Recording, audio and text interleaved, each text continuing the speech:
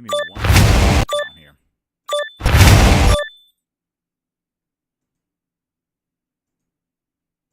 Aha, there it is. All right. What is going on, everybody? We're back at it with another episode of this fun thing we call the Hangout.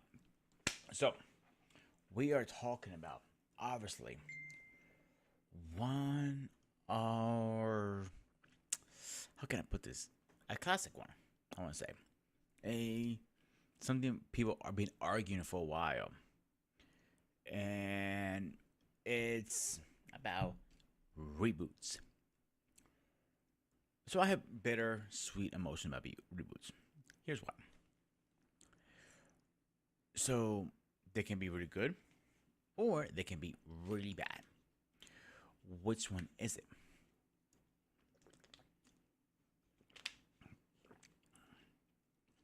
Like, for example, they rebooted Full House.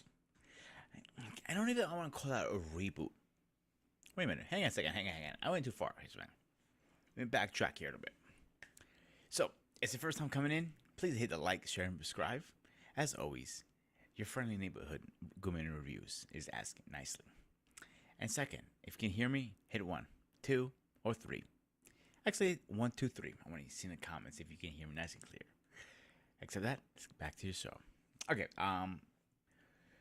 So, I have bittersweets. So, a reboot and an old-fashioned can make a comeback. We all know that.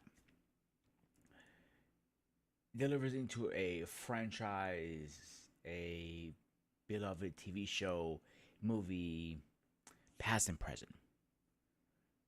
In the world of entertainment, why do we need these reboots all the time? That is a problem a lot of people are having lately. Is Hollywood running out of ideas? That is a question, and it's a very legit question to ask. We find ourselves drawn into a classic show that shows us a physical, physical. There you go. Comedic and human things like Family Matters. Things getting blown up. This shit happened. That happened. Jeez, what does not happen? The question is,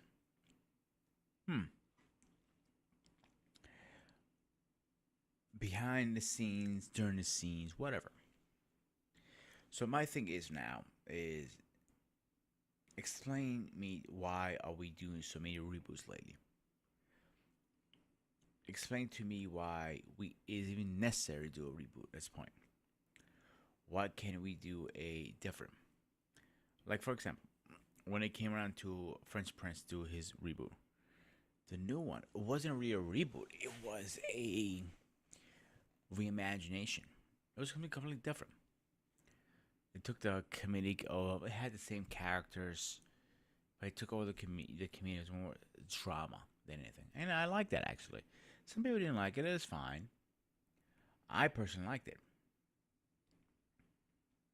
Sometimes the nonsense is what we need to escape everyday's reality. The drama, all this stuff has to be gone.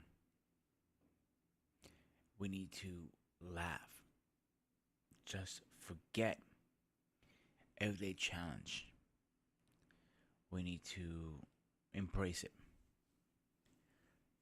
And just enjoy and be dumped out of reality.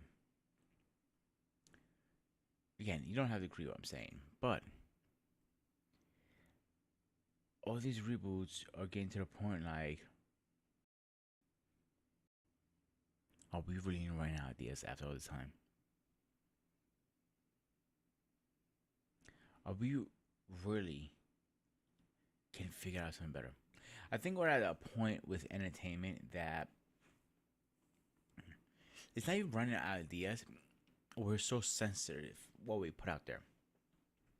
We're so careful what we have to say. Back in the day, we didn't have to worry about that stuff. We just laughed. And some things were very serious, some things were not. And I think that was why made a difference back then and now. Is we laughed at almost everything. We had to.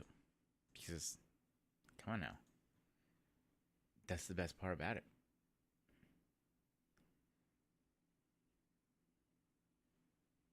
That is the greatest part about it. So, sitting back and laughing is something I think everybody needs at once. So, what do you think about nonsense in such a powerful, focused entertainment? Let's go. The key word is nonsense. It's stupid. It's supposed to make you laugh. That's what it is. Now, I'm gonna go over these again with with the guests can come up and with their input. Can you name a few reboots that have been successful and explain why they restored their show back to glory? Hmm.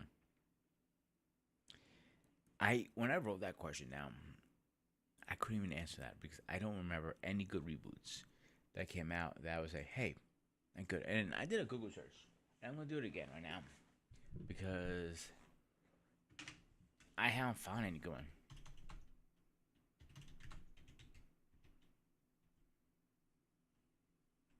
Where is it? Reboot shows. Because I don't know about you guys in the chat. If you know any good reboots, please tell me. Because I don't know even one off my head. Because, and I tried to look for some of these.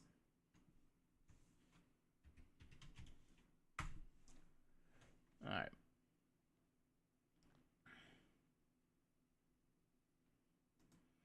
Okay, it says okay. I got a couple here now. Fuller House, I'm not gonna consider as a reboot because it was not really a reboot.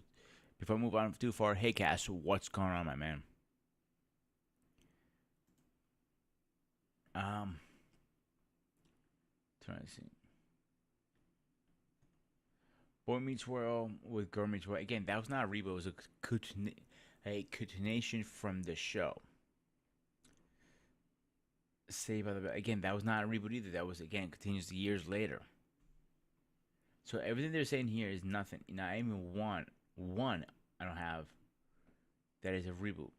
Even Cobra Kai, that's not taking a reboot. That's it continues where the movie left off and they went forward. Okay, let's try another search here. Let's see.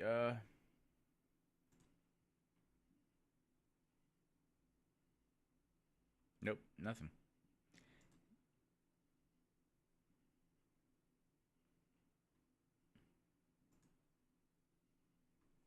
Let's see this list.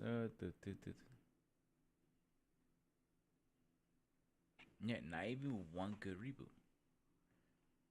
And Mariana's in the house. What's going on, Mariana? But again, I like the old classics. Listen, I might pop up, with my lady. I might throw a good old, show, um, like Friends, The Office, and so on. But it doesn't mean it's not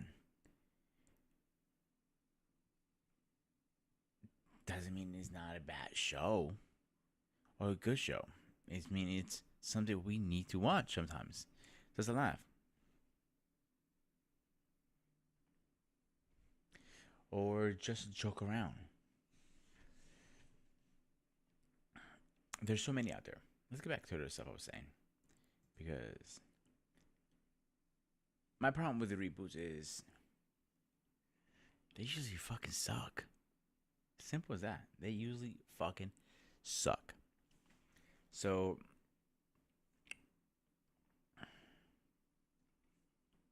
why are we gonna just continue watching stuff that suck? I think we're so used to everything being dumbed down now with everything, how everything life is. We forget sometimes these comedies talk about some serious stuff. All right. So the next question I have: Can you name? Oh, sorry, I read that one right. Third question. Uh,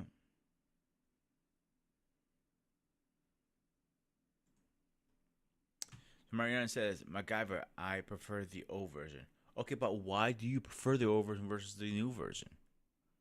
And let me ask you also a question, Cash and Mariana, because you guys are out there. Which which reboot do you guys prefer? Is it any reboots you actually like? Running of ideas.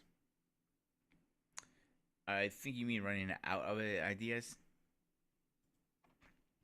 But again, my question to both of you right now who are in the chats: Do you or do you not agree that reboots are getting to the point that they're nonsense, kind of like waste of time?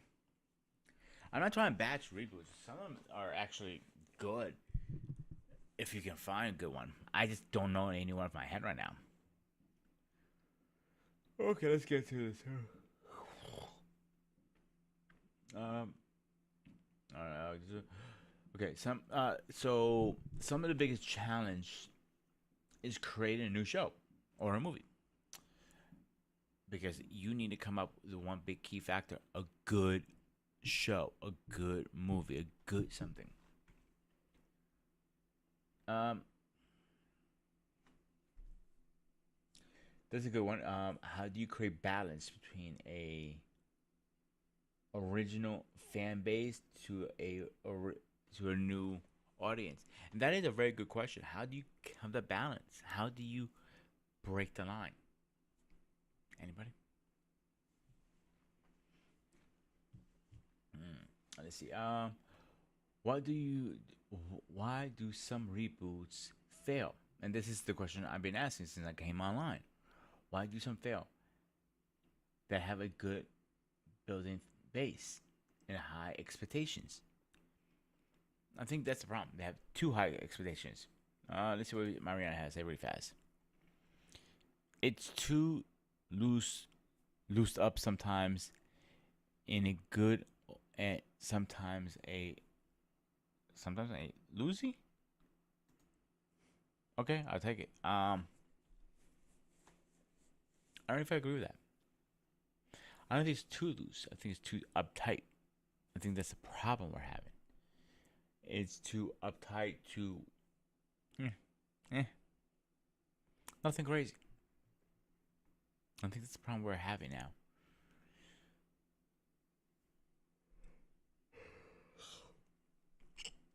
I think the problem is we're so sensitive about every little thing that those old jokes that we used to laugh at, they're not funny anymore. The old jokes that we used to crack up about, we can't joke about like that out in open at least. Because they might call you a racist, a sexist, or whatever.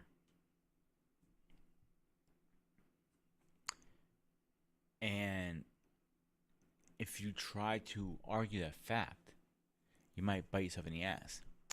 So let's get his ass in here because he's running like always.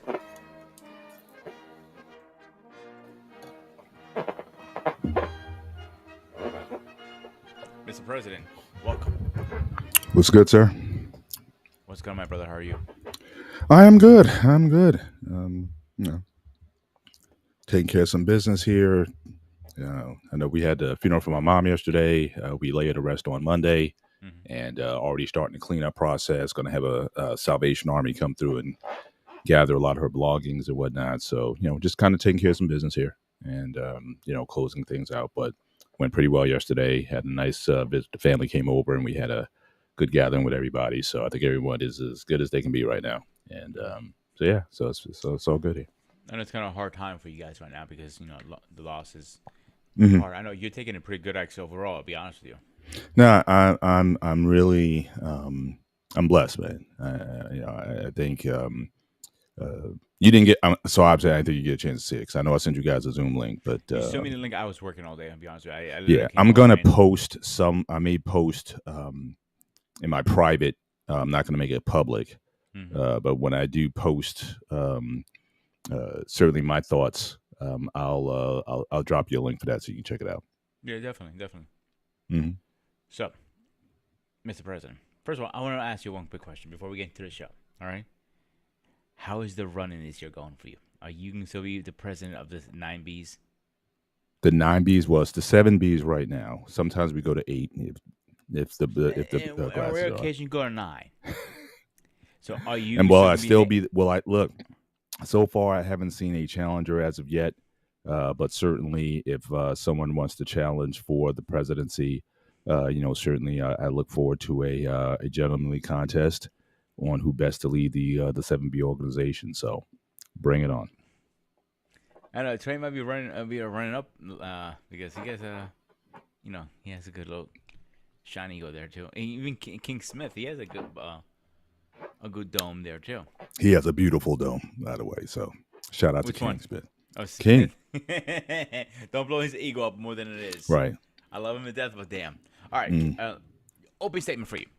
When you hear this, we're talking about reboots. The title of tonight's show is Reboot Revivals. Why the old favors making a comeback. I want to touch base on reboots, but I'll give you the floor for a minute. Give your open statement.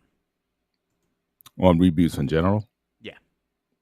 I'm generally not a fan of them. Obviously, I think a lot of those decisions are based on business, and trying to, I guess, get a new audience.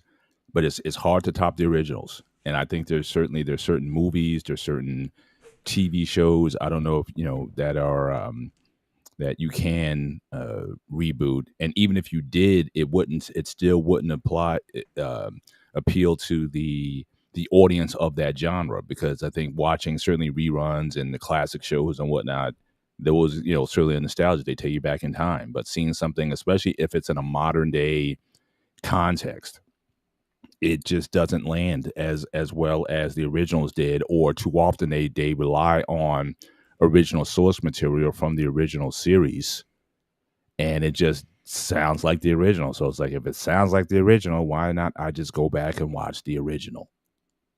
So, but again, I think a lot of these are simply driven by business decisions. They want to make money, they want to appeal to a new market and audience, and they try to try to milk that. But I've seldom seen one that has really been successful. So it's I don't think it's worth the effort, but movie studios and producers, they'll always keep trying.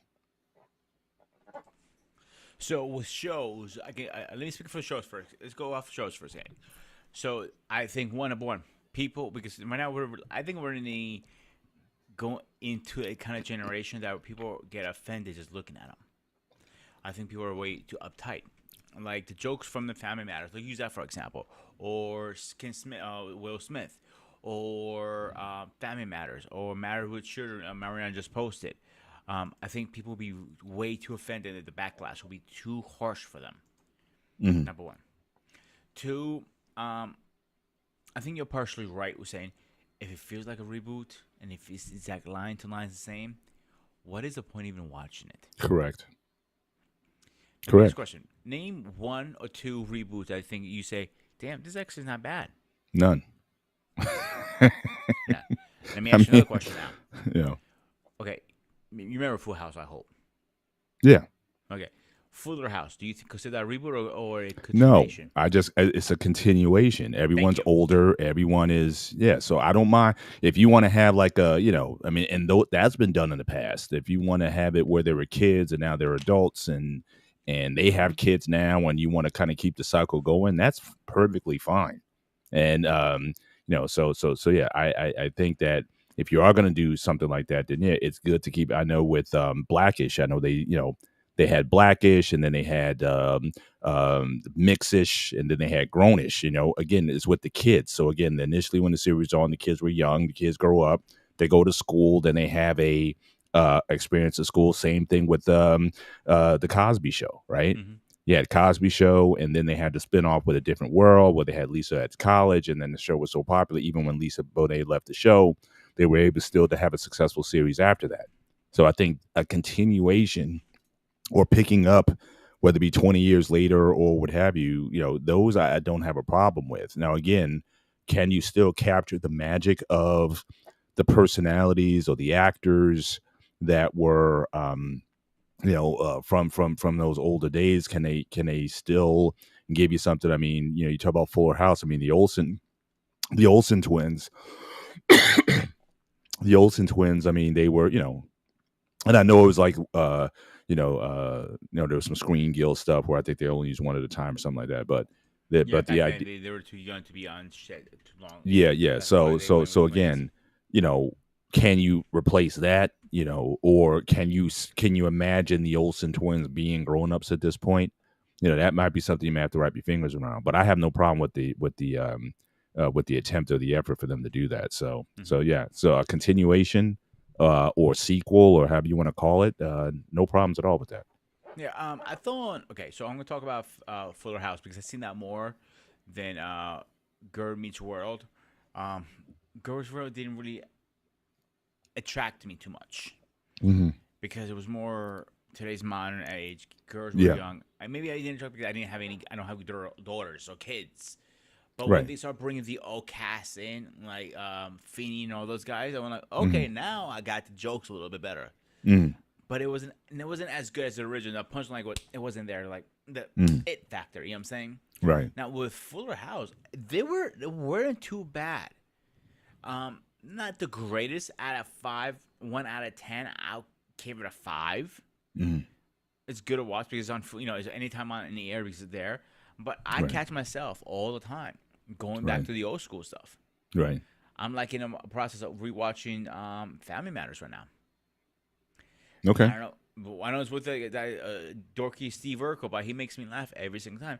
This Right. stuff now does not make me laugh. Right. To be honest with you. Actually, I may want to.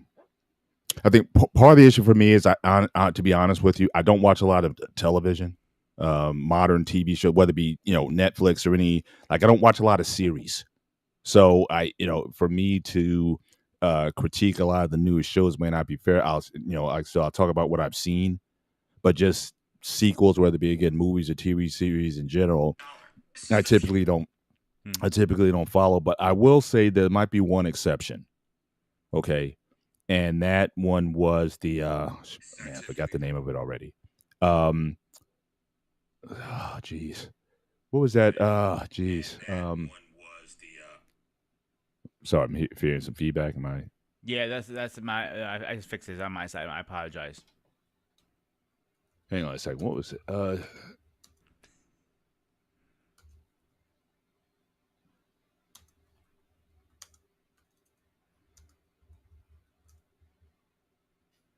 Wonder what? Years. Yeah, that's Oh, it. The okay, Wonder okay. Years. I liked Wonder Years back in the day. Yeah, I like the Wonder Years back in the day, and I did watch a few episodes of the reboot. Now, it may be that it resonated with me, and again, they did this one with a black family. So this is basically a black family in the same era. So this is the 60s and whatnot. It may have resonated with me a bit more because it's an African American household. You can relate to a lot of the subtleties a bit more because obviously I'm an African American. So Yeah. that one I would give maybe a nod to. They didn't try to go off of the original content of the old show with that guy Fred Savage. So that one I may give some grace to, as far as a reboot that was done pretty well. But again, I certainly I'll acknowledge it may not have landed with everybody. Especially if you're a white audience, if you're used to, that the old show, could you relate to it? Possibly, but certainly I could certainly appreciate people saying, "Oh, I missed the old series better," because again, it was told within the context of a black family in the late '60s, early '70s, and so they dealt with stuff that the original show didn't deal with. So like racism and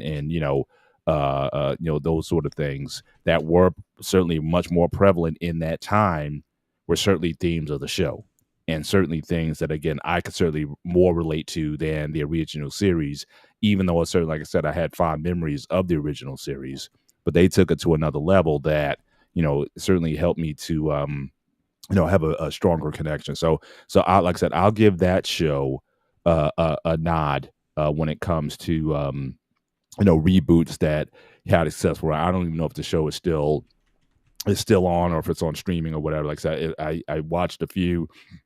I like them, but like I said, I haven't given myself over, not even to binge watching. I think I got into Cobra Kai, the reboot, which is kind of a But continuation. yeah, I was It's gonna not say a that's not a reboot. reboot. That's a It's not. I'm continuation. just saying, but I'm just my TV watching a TV show.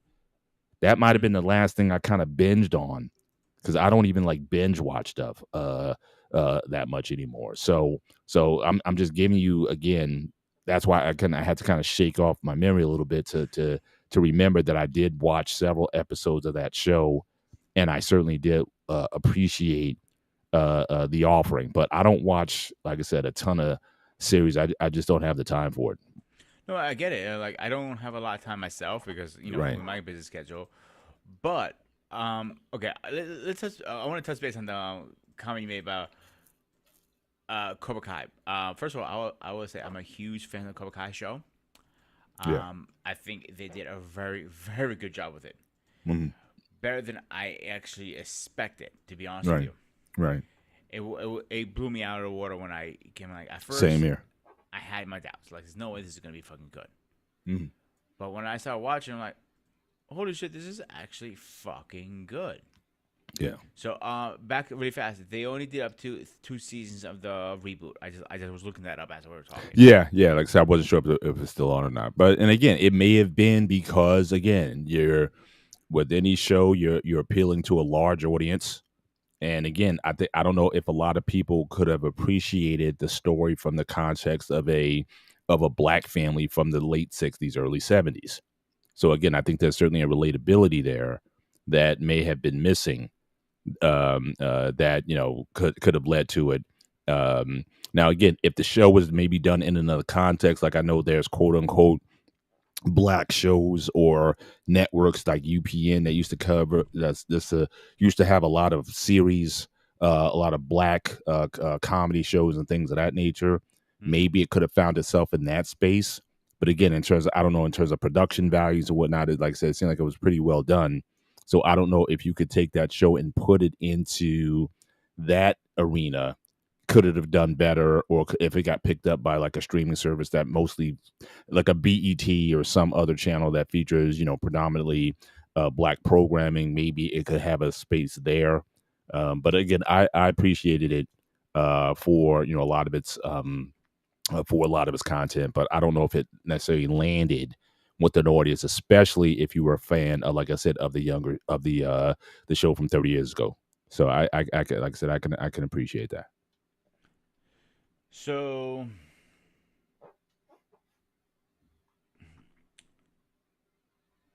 okay, so some things back in the day was like was more understandable, if that makes sense. More Hmm. okay, you can get away with that. Now, I don't think you can get away with a lot of stuff. Like Oh no. if you had a whole show about white people, they're gonna call that, oh, that's 100% racist. Or a show like the Wonder Years, I think I canceled because they went one direction with it. If that makes Hmm. sense. Hmm. Yeah, I mean, there's a ton of shows. Look, I mean, and it's weird because folks back then, I just think they were just more accepting in a good way. Like I grew up, especially my parents and certainly me and my kids. We grew up watching. You might have been too young to remember this, but we grew up watching All in the Family. So you're talking about like Archie Bunker or the Hmm. Jeffersons. I You actually know, did watch out Nick and Night, and I think it was hilarious. yeah, I mean, but see, but the thing about it was, it's almost like they made the way they were able to do it. They kind of made like Archie Bunker like the buffoon. You know what I mean? Like, yeah, his he was stupid. I mean, he was ignorant on a lot of things, but he was Like his little stupid. walk. And yeah, so it was and again, George Jefferson, the language that he used. I mean, not you couldn't use the language that he used, certainly, because Jefferson is actually a spinoff of Archie Bunker. Um, and so, I in didn't know that fact, was a spinoff. yeah, and actually, Good Times was actually a spinoff of a show called Maude. That was all of these like Norman Lear type shows, and they were all like I said, in the mid early to mid 70s. And so they both of those shows had spinoffs. But yeah, a very different temperature, certainly in the nation. But again, even black people watched Archie Bunker. Like that was like that was almost like a must see TV. I mean, because again, they showed the stupidity or the ignorance of racism through his eyes. So you weren't offended by it per se. They weren't the stuff that he would say that it was ignorant. Yeah, it was you didn't take it like it was towards you. It was and ultimately it was going to undo him at the end of the episode. So he had to kind of learn something from it. Yeah, from his ways, sort of at Mm-hmm. the end. So the way it landed with us was that these folks aren't necessarily bad or evil people. They just don't know better, or they're just ignorant or whatever, and maybe someone needs to school them. In fact, like I said, since it's a spinoff of the Jeffersons, one character they had on there was George Jefferson's son Lionel, and Lionel was always schooling Archie Bunker on something. He was very smart, and he would have a way, he would lead Archie into an argument or whatever, and then twist it on him or whatever, and Archie would have to concede the point or whatever, or just walk away from the argument. So again, they had, you know, um, the black people that were on the show, certainly were shown in a light that was above Archie Bunker. And I think that's one of the reasons why it wasn't so offensive to us.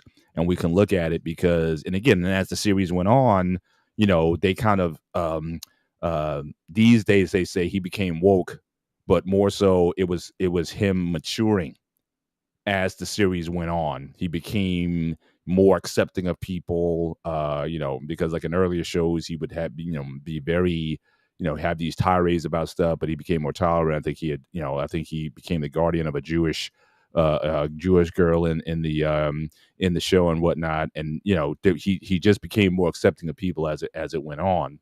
And so you would, attribute that to the interactions that he had with people over the years. So it also shows some growth and maturity versus him just being the blundering guy who would just say anything to anybody or whatever, and that sort of thing. So I think they did a decent job in terms of maturing him as well. But yeah, those kind of shows, absolutely. You can't do the Jeffersons anymore.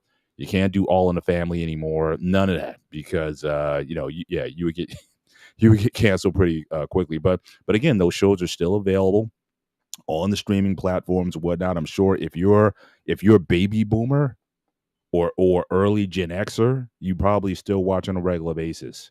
Those those old shows. So certainly there's still a market for for that content. I think it's a huge market actually because people still like the old jokes and laugh. Mm-hmm. Like I just can't. There's one show it can't come to my mind right now, but it was before I want to get to that one. Before I say my thought, the Jefferson show, like you were saying. Please don't get me wrong, Paul, but wasn't that the first show that show two different families, a black and white family, getting together? His son got hooked up with the girl across the hole, or the son. I can't remember what it was. No, the son. So the couple they were in the same apartment building. It I was like remember a that part. luxury apartment building, and you had the Ropers upstairs. It was a white man and a black woman, so they were an interracial couple, which again at the time That was was weird. rare. You to see that on TV. In fact, it's weird. Even today, I don't see a lot of that on television. You see it like in like TV ads and commercials and things like that. You have these interracial, and I'm using that term crudely, but you have that. But I haven't seen a ton of TV shows. I know I talked about Blackish earlier. They had a spinoff called Mixish, which actually was a retro. It went back in time because the main woman in Blackish, she was biracial, and so they went back and did a show like back in the 70s, where again she had a black father and a black mother and a white father, and they kind of went back, and kind of showed what that was like for her growing up back in that time. But you don't see a ton of that still even today on a lot of these shows or new series these days. But in any event, but that was it. So they had an interracial marriage. So they had biracial kids, and their daughter hooked up with George Jefferson's son Lionel, and so that was like a big running through the series over time as well. So it was but yeah, it was definitely one of the first times you had that kind of interaction where you had two major sets of characters, I think, interacting with each other, certainly on TV. So at least to my knowledge, there might have been an earlier one, but I can't recall off the top where you had that I kind of. don't either. That's the only one I can remember at the time that took it to that point, to that extreme, if you want to call it extreme, that is. Mhm, But there were some other shows like Baywatch, for example. mhm. When Baywatch came out, that was like a hot topic, if you remember. I mean, nobody really wanted to talk about it back then, but it was a very hot topic. Like, you have a Hot topic girl, in what way? Just because of the girls in bikinis or whatever, or what was the pretty much, controversy? yeah, the bikini part, and like, and you had that was starting to start transitioning to not only like you had color shows and white shows. You know, you had a show that they're starting to interfere. Like, you had different people into it. Also, it was starting to be more accepted at the time. Mhm. Yeah, I didn't watch a ton of I didn't watch a ton of Baywatch to be honest with you. That was like in the '90s, so I didn't you know even then I started to watch less and less television. So, but I did catch series, and here and there, and but it was definitely the ladies were the reason why you watched. You know, what I mean, it Mm. wasn't you didn't watch for David Hasselhoff or whatever. You watched, what was her name, Anderson, Pamela Anderson, and she was like at the time, was Hot. blonde. She was like the blonde bombshell of the '90s. I think she did Playboy. Uh, you know, she was just that it woman that everybody tuned in every week to watch her, and the other, women in bathing suits. I mean, I think back then, I believe that was a UPN. Uh, uh, Carried show. At least if I recall, it was on UPN, and they came out with a lot of kind of those shows, and they basically said, I think they almost took their cues from like the WWE at the time. It's like, give them what they want. They want to reach that 18 to 35 demographic, so give them hot girls in bathing suits and whatnot, and let them, it could be a crime show and solving, um, solving mysteries and things like that. But you know, nobody was ignorant of the fact that they were definitely going to sell sex as part of the appeal to get to that 1835 graphic. So you had WWE at the time, so you had Raw, you had, I don't know if SmackDown came out a little bit later than SmackDown came out, I think 96, 97. Sounds pretty right.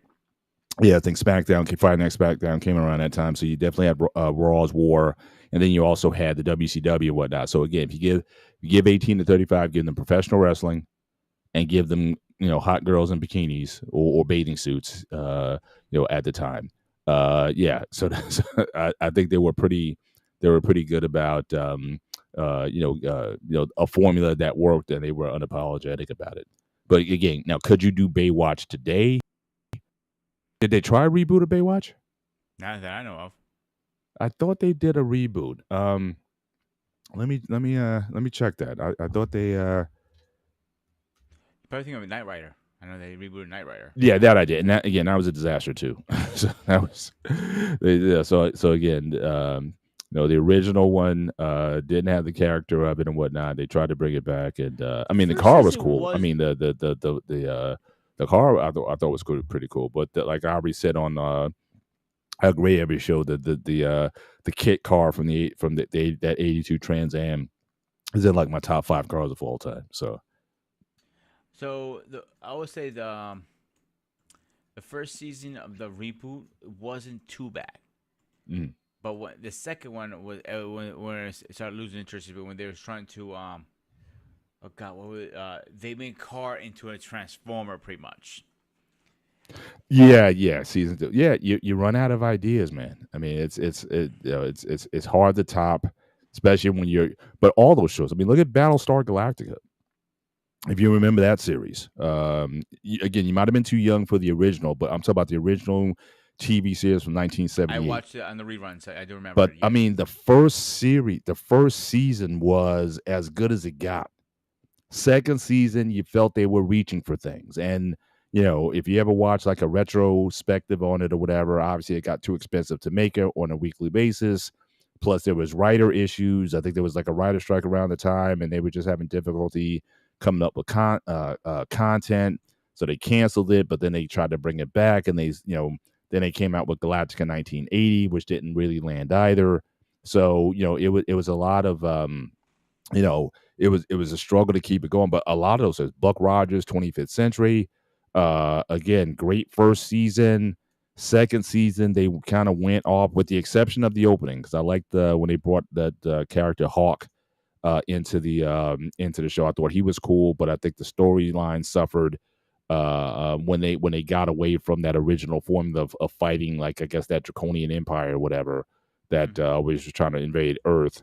When they kind of went outside the box, it was hard for them to keep series going. So it takes a lot. I mean, I think we take for granted what it takes to keep a TV series on Oh air God, for a yes. long time.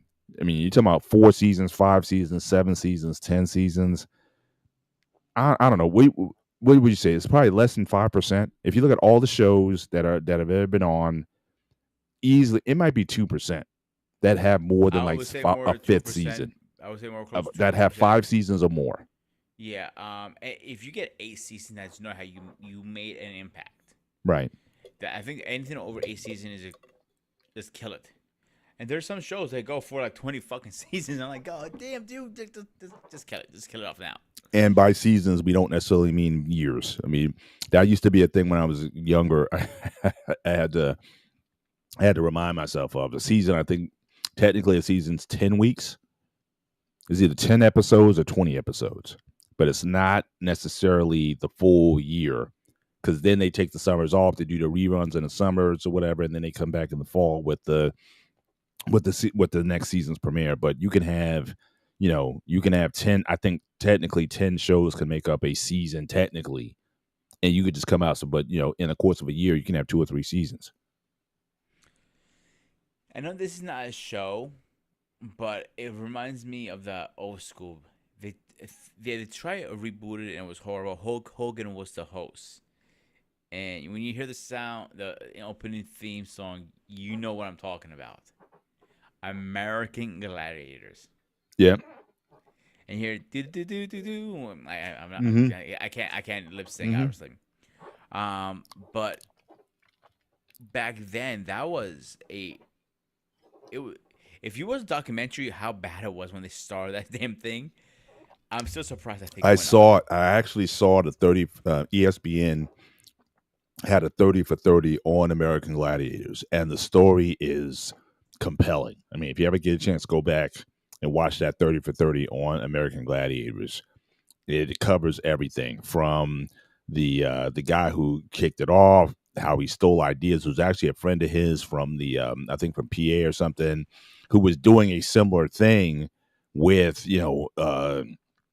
former bikers and just different people, power lifters and Bodybuilders, stuff. most of it was bodybuilders.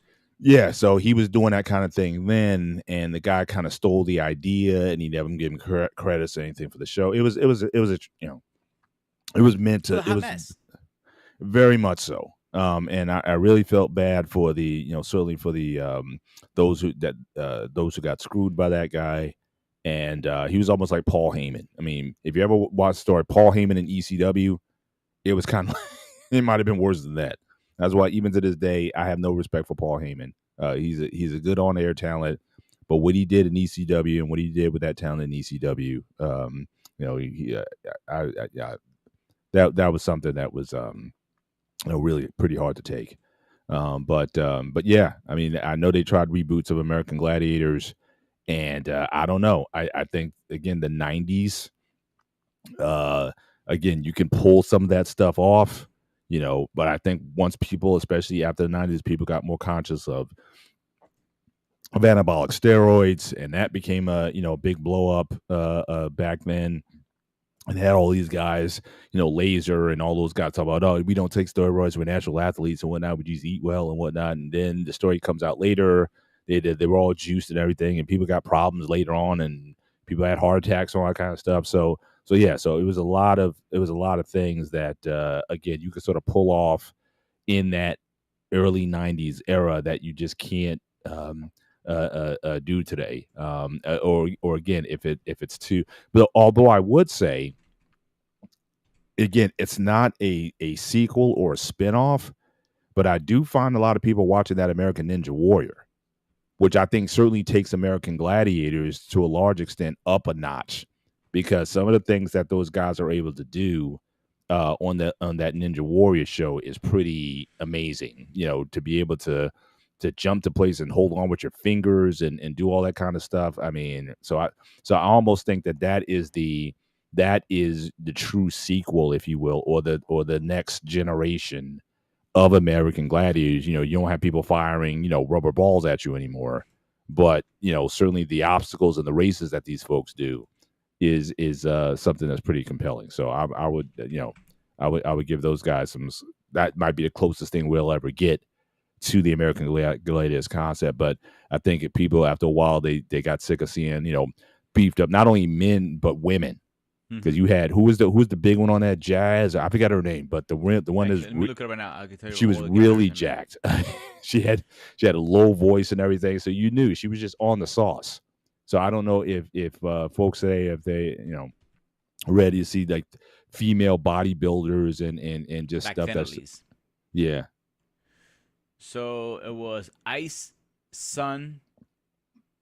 Yeah, Ice was she was the more muscular. She was definitely the one who was the most androgynous.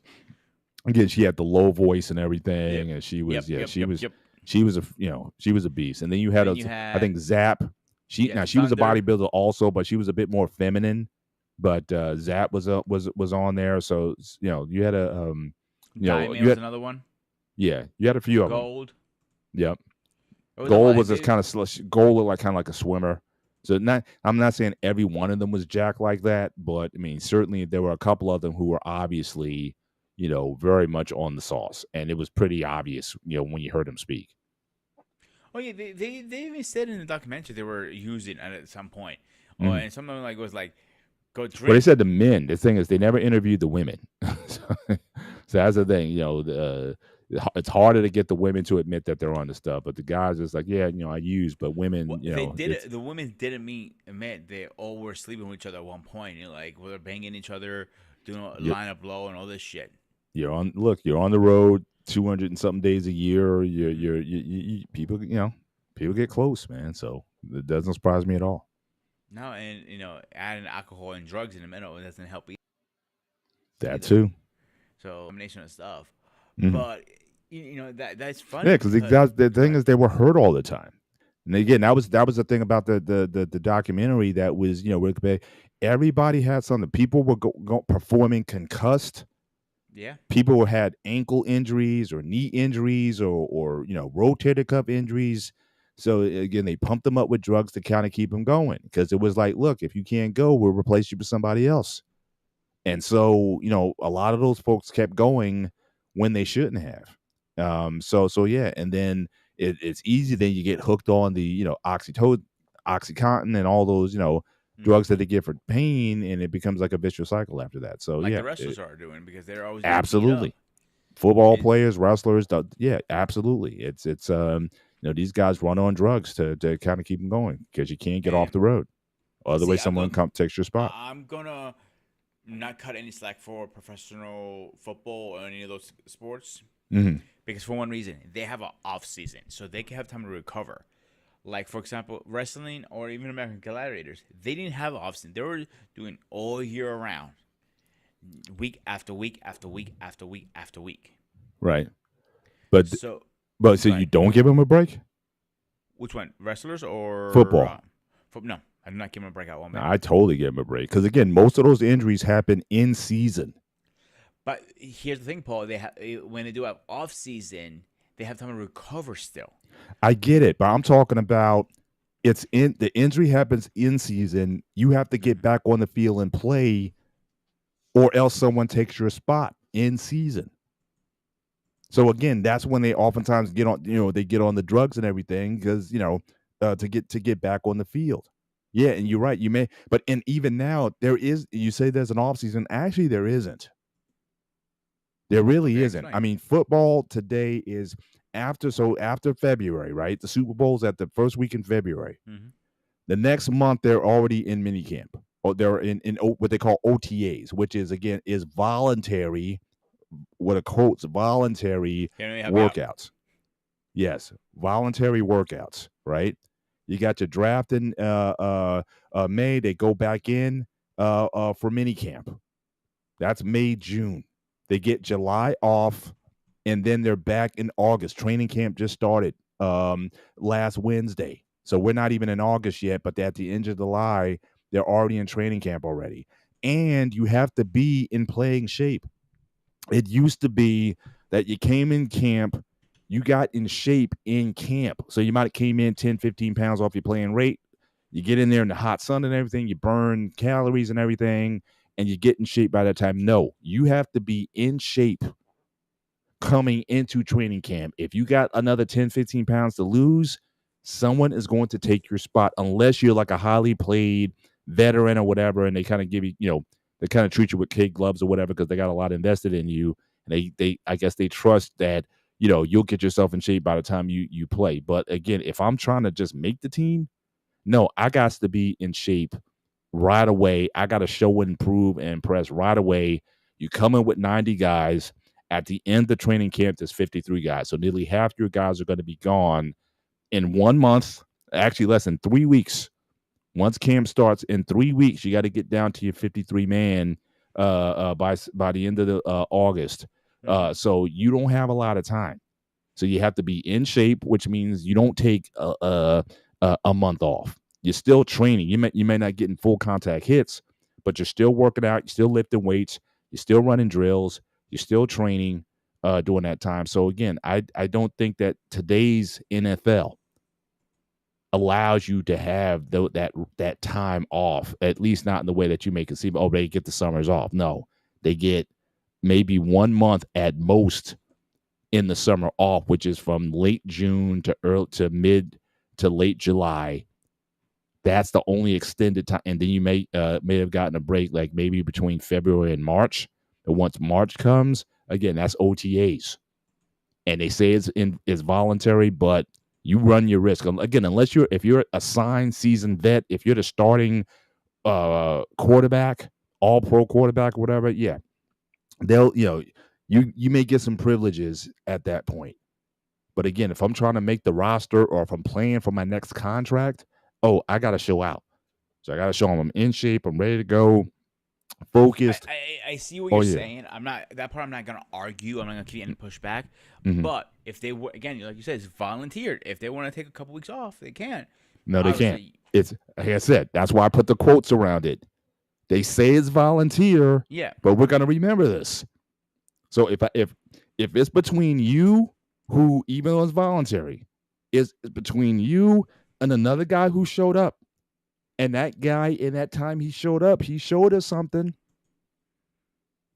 The NFL is an acronym which means not for long. So you have a window. And if you get that window, you better hold on to it at least until you get that mega contract. You got a quarterback just signed for 250 4-year deal, $250 million. He just signed it. Mm-hmm. Yeah. He can take a couple weeks off and take his time when he gets in the training camp. Because again, they invested all that money into him. And a lot of that money is guaranteed. So he can, with veterans or guys who are like your top leaders and players, they get a little bit more leeway. But I'm trying to make a roster. I'm a mid-tier. It's just like it's like in wrestling with the mid-carders, right?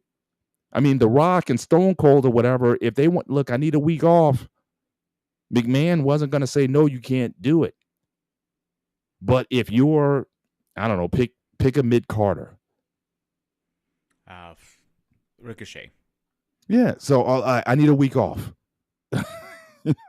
He's less likely to get that shot. Or if you're John Cena, yeah, you can get away with that. They even write in. It's like, I need a month off or whatever.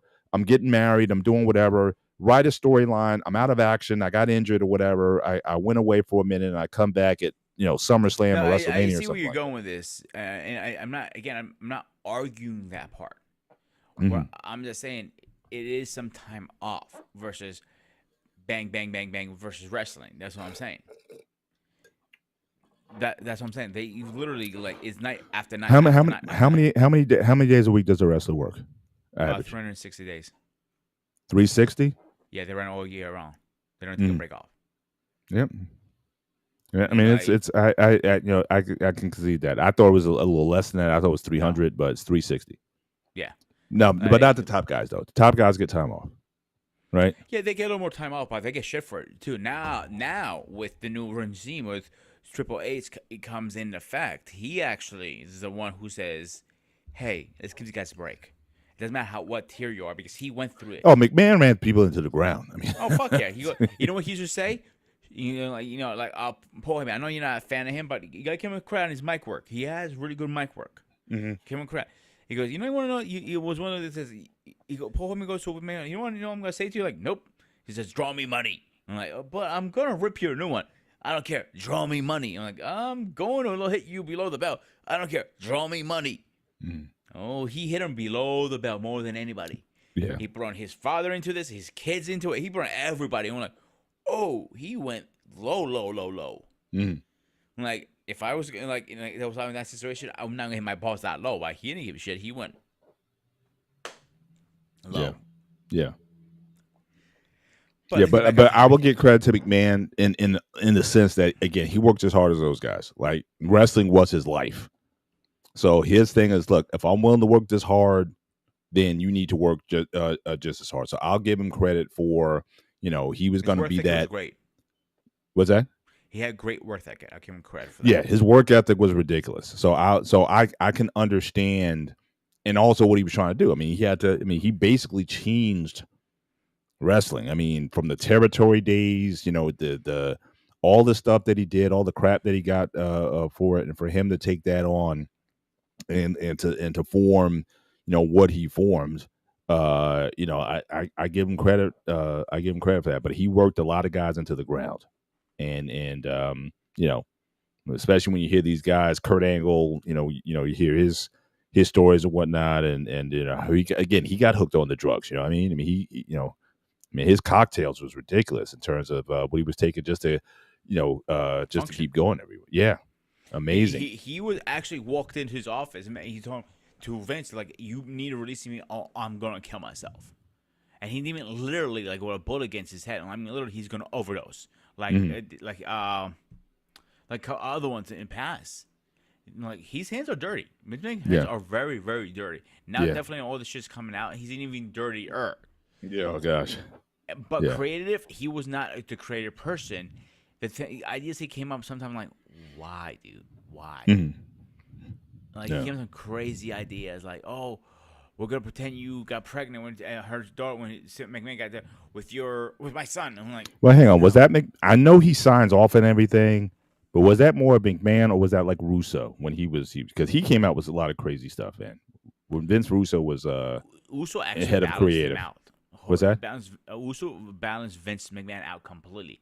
He got a lot of heat, Russo, later on when he went to WCW because he didn't do the back scene. He was back scene and the front of the scenes. Everybody knew who he was at this point. Right. So Uso got a lot of heat when he went to WCW, and I don't know if it was really justified, his heat. Not that heat like a wrestling heat. I mean, literally heat, like beef with people. Yeah. Because a lot of people think he's the one why WCW went out of business. Right. And he had go ahead. Yeah. Not to change. So, do you follow Jim Cornette? Yes. You ever watched the ones where he talks about Vince Russo? Oh, he hates his living guts. If you ever, yes, to this day, it's like what no chance you really want it. You really want it because he doesn't show his face too much on that stuff. Right. He's more like a broadcast. But if you watch him do like what's that documentary called? The Dark Side of Ring, and he showed his face. Yeah, he has told him he told him to go fuck himself. He's a piece of shit. He's worthless. He should have been swallowed. He goes low. It's such a contrast because Russo is kind of like, I don't know. He might have had like a religious conversion or something like that. So he tries to play himself off as like, oh yeah, I move on, I want to reconcile, make up with Jim, I want to say I'm sorry and all that, but it's like Jim has there's no forgiveness in his heart. There's not going to be a kumbaya moment or anything like that. But it's just a contrast between two. Yeah, but I've never seen such vitriol in wrestling towards anyone as it is between Jim Cornette and Russo. Mm-hmm. At least one-sided, you know what I'm saying? Because like I said, I don't think Russo gives that back.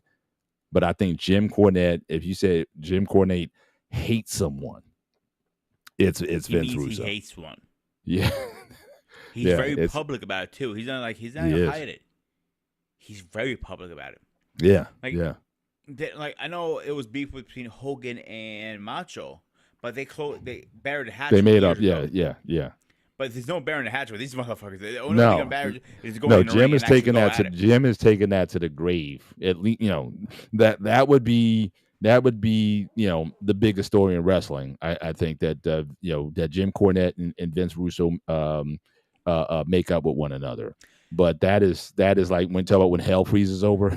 that term applies to Jim Cornette and Russo reconciled. So as a reboot, we're talking about a show. I know we're talking about wrestling, but I want to talk. This has actually to do a lot with wrestling too, if you think about it, because we have a lot of content they're doing. Vince did at least trying to bring back the 90s and the 70s and the 80s kind of stuff into the PG era, and did not work. I don't know if you realize that. No, because you have to enlighten me. I know you don't watch as much anymore. I go through seasons. So again, there was a time when I pulled out. I kind of came in back to wrestling. So really, I was really into wrestling until about 89. 89, 90, probably WrestleMania 5 or something like that. And then there was a period of time where I was out. I came late to the Attitude Era, so about 96, like I said, basically when SmackDown started. When SmackDown came out in 97, that's when I kind of got back into it. So again, there definitely have been periods that I've missed in terms of my wrestling. So again, you would have to enlighten me a bit more on some of those reboots or the concepts that you're talking about. It's not just storyline. That's what I'm talking about. Like some old storylines, like, oh, he was married to this person or this and that, whatever the case was. They try to bring it back, last years, a couple of years ago, and it still did not work. Even back then, it didn't work now as well. Right.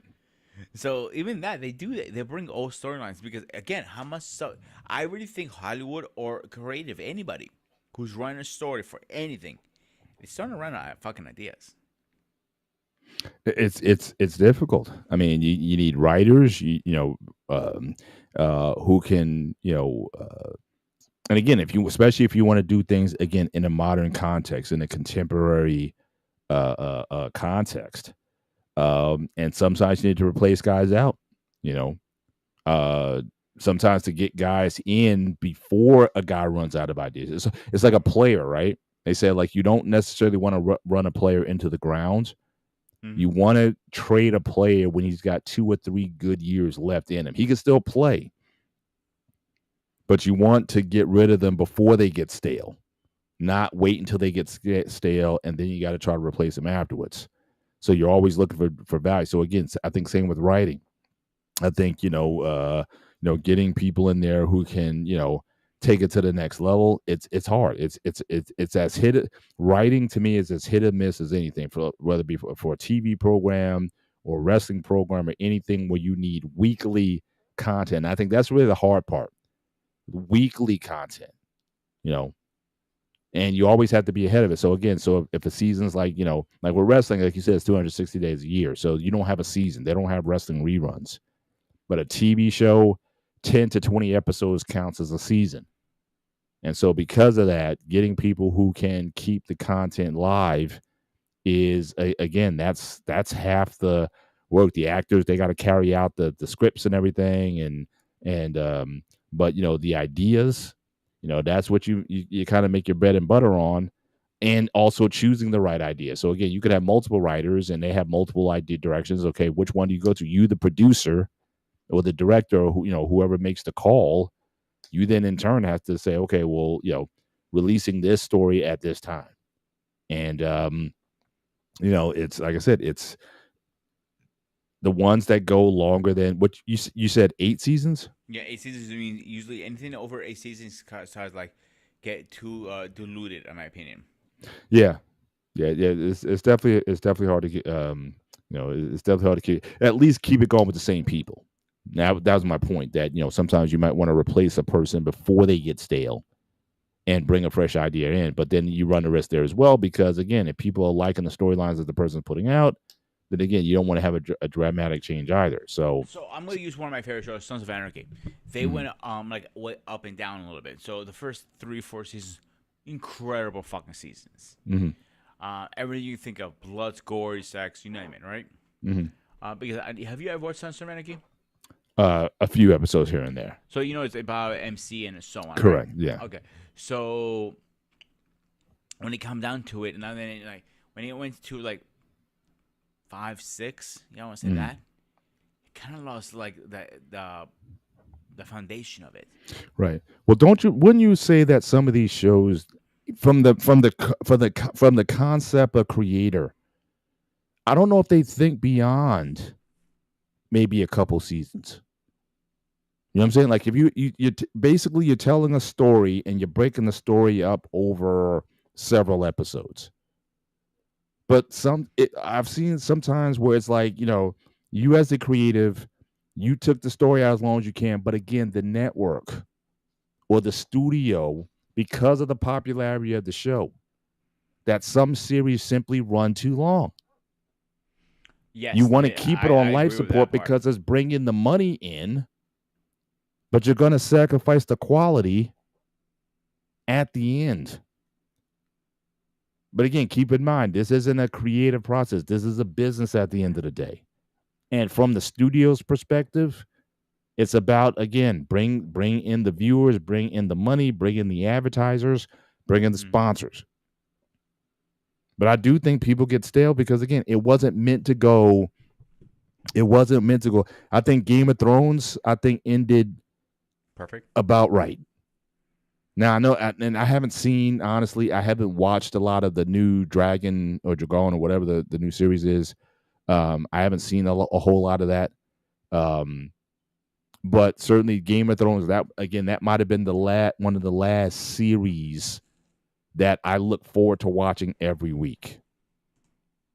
And so because of that, certainly, but I think they landed the plane there as good as it got. The final, but it's weird because I saw that final episode of Game of Thrones, or the next to the last episode of Game of Thrones, that came out the same time that Avengers Endgame came out.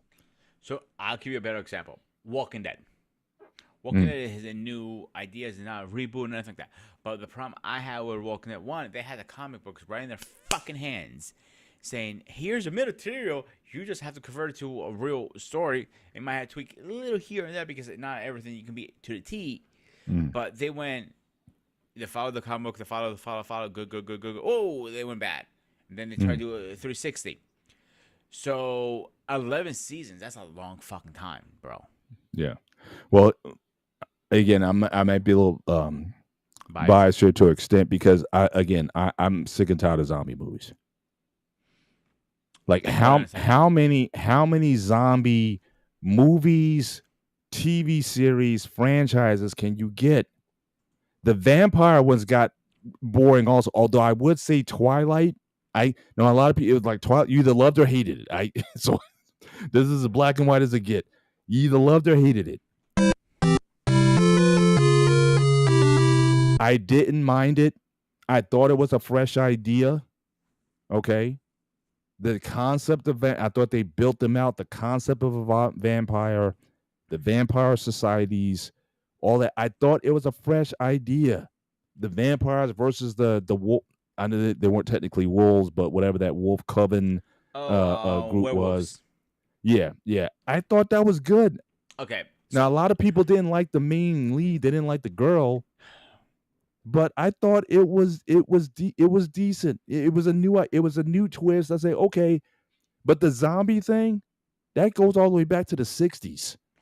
yeah, zombies been going on for a while. So I'm like, how many zombie movies, World War Z and all that? How many zombie movies are you want to make? I Am Legend is, and I think they're coming. If want to correct me if I'm wrong, I think they're coming out with another sequel to I Am Legend. Yeah, they are That's actually. coming out. They're working on it right now. So I'm like, how many zombie? We get it. They're undead. They like to eat people, and there's no thought process. There's no mind. It's just a hive mind. Just eat and propagate, and that's it. We get the storyline. Do you need to have a zombie movie every year? Just like back in the day, did you have to have a vampire franchise every year? Or did you have to have a Jason movie every year? I mean, come on, Jason X?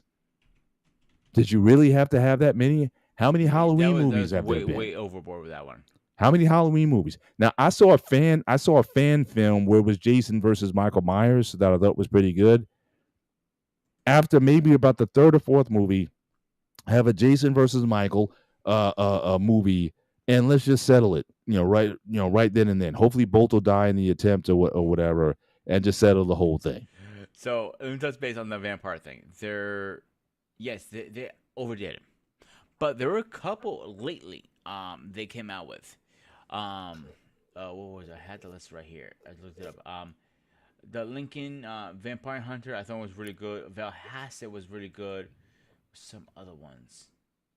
Dracula was really good. But I talked about how he became Dracula, yada yada. Well, which Dracula? The from who was in that one? That was like from 2000. Yeah, something like that. Yeah. Yeah. So honestly, my favorite Dracula movie actually was the 1979 version with Frank Langella. That was a made-for-TV movie that came out. Frank Langella's 1979 Dracula movie is one of the better ones. You might want to take a look at that if you haven't seen it. No, I know what you're talking about. I've seen clips of it. Yeah. But there's some other movies like okay, Dracula Untold. That's what it is. That's what it's called. I'm sorry, I just saw it right here. Underworld. Underworld was it did a series. It was good. I haven't really seen it. I've seen a little bit here and there. It doesn't look bad, to be honest with you. But now the zombie stuff, I gotta agree with you, bro. It's just and like World War Z was just like, I mean, come on, that was not a zombie movie. That's the thing. That was not a zombie. Come on, man. For all intents and purposes, it was a zombie movie. The Z is for zombie. If it wasn't a zombie movie, then what was it? It was originally supposed. Yeah, you're right. World War Z is World at War Zombie. That was the original concept, the book. But the movie went off track completely. It was this hybrid shit they came out with. Yeah, it's like the helicopter and the zombies built a tower to themselves to jump off to the helicopter. It was ridiculous. I mean, so like I said, I don't have to watch another slasher movie. I don't have to watch another vampire movie. I don't have to watch another zombie movie. If I the rest of my life, if I never saw another one, I'm good with that. Because there's just so much that's out there that it's just. But I will give credit to Twilight, and I know one of my best friends, he hates Twilight, so I get that. I get it, but like I said, it was at least somebody trying to be original, and I give him credit for that. Okay, so late 90s, early 2000s were when the Marvel stuff started coming out. There wasn't Marvel MCU back then. It was only the one person who helped African Americans superhero genre. It was who played Blade. Help me out, Paul. What's Wesley Snipes. Yes. What do you think about that series? The first two, yes. The third one, again, overdone. I'm gonna push back right now. First one, good. Second one, we'll probably put gloves on, bro, and go at it. The third one I thought was better than the second one. But I think 3 movies that's it. That's nothing more. That was a perfect series. Mm-hmm.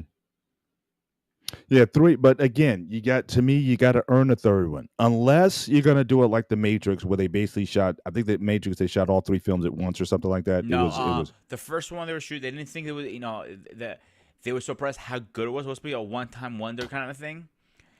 and it realized they have a something golden in their hands. So they went back and shot 2 and 3. I can't remember the Two names and of three it together. Okay. together. Right. You But can but but the, tell. but the idea what I'm thinking is unless you mean to tell it within a 3-part, like I think Lord of the Rings I think was kind of made like that. Like the Yes, idea was they went in with the idea that we're going to have a trilogy. So I think there's a that's true. continuity there that keeps it going. But again, I think that you don't earn a third unless the second overdoes the first. That is why Captain America, First Avenger, Winter Soldier, in a lot of people's minds, is better than First Avenger. That justified Civil War and everything else that came after it. I'm kind of biased at it, so I'm not a good person to say, kind of give you pushback or not on that one. I think both of them are great movies. I can't say one is better than the other because I like both of them. I like how they did First Soldier. I'm not gonna lie to you. I like everything about it. I like Winter Soldier too. I have no pushback on that. To be honest. Yeah, Winter Soldier was like Empire Strikes Back. I mean, they blew the they wrecked everything in Winter Soldier. I mean, totally that was agree, but I yeah. like both. So that's why I said I have zero pushback on this completely. But what I am gonna give you pushback on, not pushback, more a statement. I don't know if you've seen the trailer yet. Mhm. Um, Oh, for Captain America, no, actually, don't get ahead of me. Gladiator 2. okay. So I have a problem with that. Gladiator is one of my favorite movies, to be honest with you. They did a really good job. Great acting, great everything. I have no complaints about it. But now the guy's killed off. Obviously, dies in the end. Now it looks like the prince boy he became a gladiator. I'm not sure the whole story. I wonder if I can play it. I don't know if I can get copy striked on that because of the trailer. When does Black David want to fucking eat his big black ass? He's probably sleeping right now. But so the movie was the wow shit. I don't when did the first one come out? Do you remember, dude? Well, which one now? Gladiator. Gladiator. That was what 99 through 2000. I'm gonna look it up right now. Give me 1 second. Because it's one of my favorite, literally, medieval movies. 2000. We're talking about 24 years. Mm-hmm. And you think you're going to what? Do another one now? Mm-hmm. Every time they do that, it's usually fucking bombs. Right. I don't see this going anywhere, to be honest with you. They have some great acting. So, I'm going to read some of the actors off really fast. Mm-hmm. We're playing this movie. We got Paul Mitchell, Denzel Washington, okay. Peto Pasek, the guy who plays in Mandarin. Joe Quinn, Kamen Neal, and Jimin Hoos. So some of these, so far I only see one actor from the original movie. Mm-hmm. But my point, they have a good acting list. Right. I just don't see it. I don't see it. I don't see the material there. Like saying, okay, the first trailer doesn't show us too much. Right. But hopefully the second trailer shows me a little more. So, okay, I can go see it. Right. I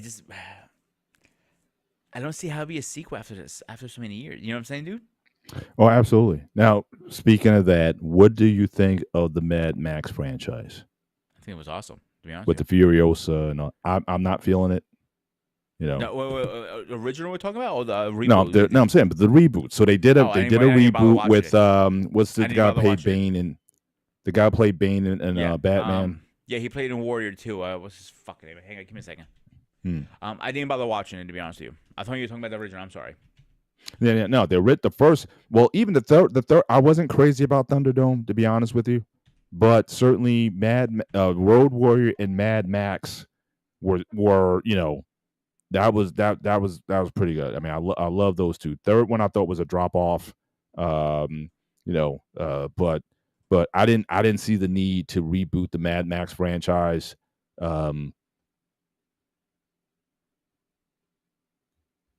I'm gonna agree 100%. On that one, I think it was a waste of time to reboot because it wasn't a hit. Yeah, Tom Hardy. Tom Hardy was Oh, the you actor. found it good. I was looking Yeah. from this now. I was going through the list.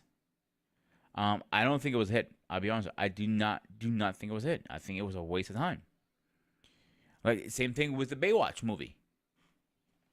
Yeah. We And had that's some coming out. That's I just read. So 2024 is coming out. So they are coming out what with a Baywatch. show or movie because they made a movie already. I think it's going to be a show. Okay, I'm talking about the movie. Rock was in it. Some other actors in it. They had, Oh, you know what I'm talking about, right? yeah. Now I didn't see it, so, but I know what you're talking about. Yeah. The Rock, honestly, I think for a guy who comes out with many films, haven't been impressed with a lot of his films. Okay, please. He comes out Give with a me some lot of feedback on that. content, but honestly, his best movie to me was the one where he was a football player and he had the little girl. What was that? What was that movie called? Tooth Fairy? No, Tooth Fairy. Yeah. no, he was a hockey player in that one. No, Give me a no. second. I'm looking at it right now. Give me a second. I'm looking at this movie up. Give me 1 minute. Keep going till I look it up. What was that called? But yeah, he comes out with a lot of stuff, but I don't know. Like, he was playing it as like the next Arnold, but the game plan was the movie. That was the movie that he was in, the game plan. Oh, yeah, I just found it. Outside of that, I mean, did a lot of his movies land? I don't think so. He came out with a lot of stuff, but nothing that was like, oh man, that was a great movie. I know I liked him when he was in the Fast Fast and Furious franchise.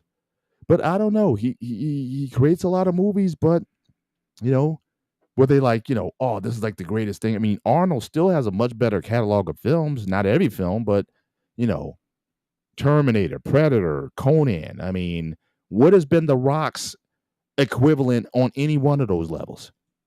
So Arnold's played three iconic characters, and he's had some great movies like what was the one with Jamie Lee Curtis? Oh, jeez. Um, oh, Jamie Lee Curtis and Arnold. What was that? I'm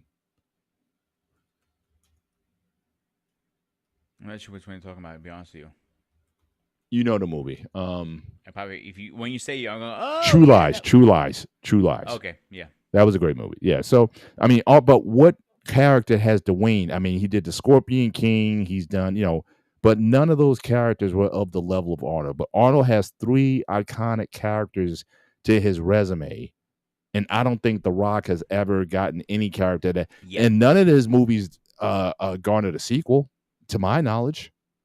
Hey, we got to do this again. No, he never. I never thought he had that kind of box office success, but he kept churning out movies. So I'm gonna agree with the last part you said. He keeps pushing movies out. I think that's the problem he's having. He's pushing way too many movies right now.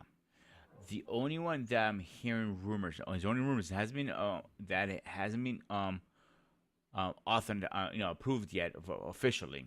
It was Hot and Shop.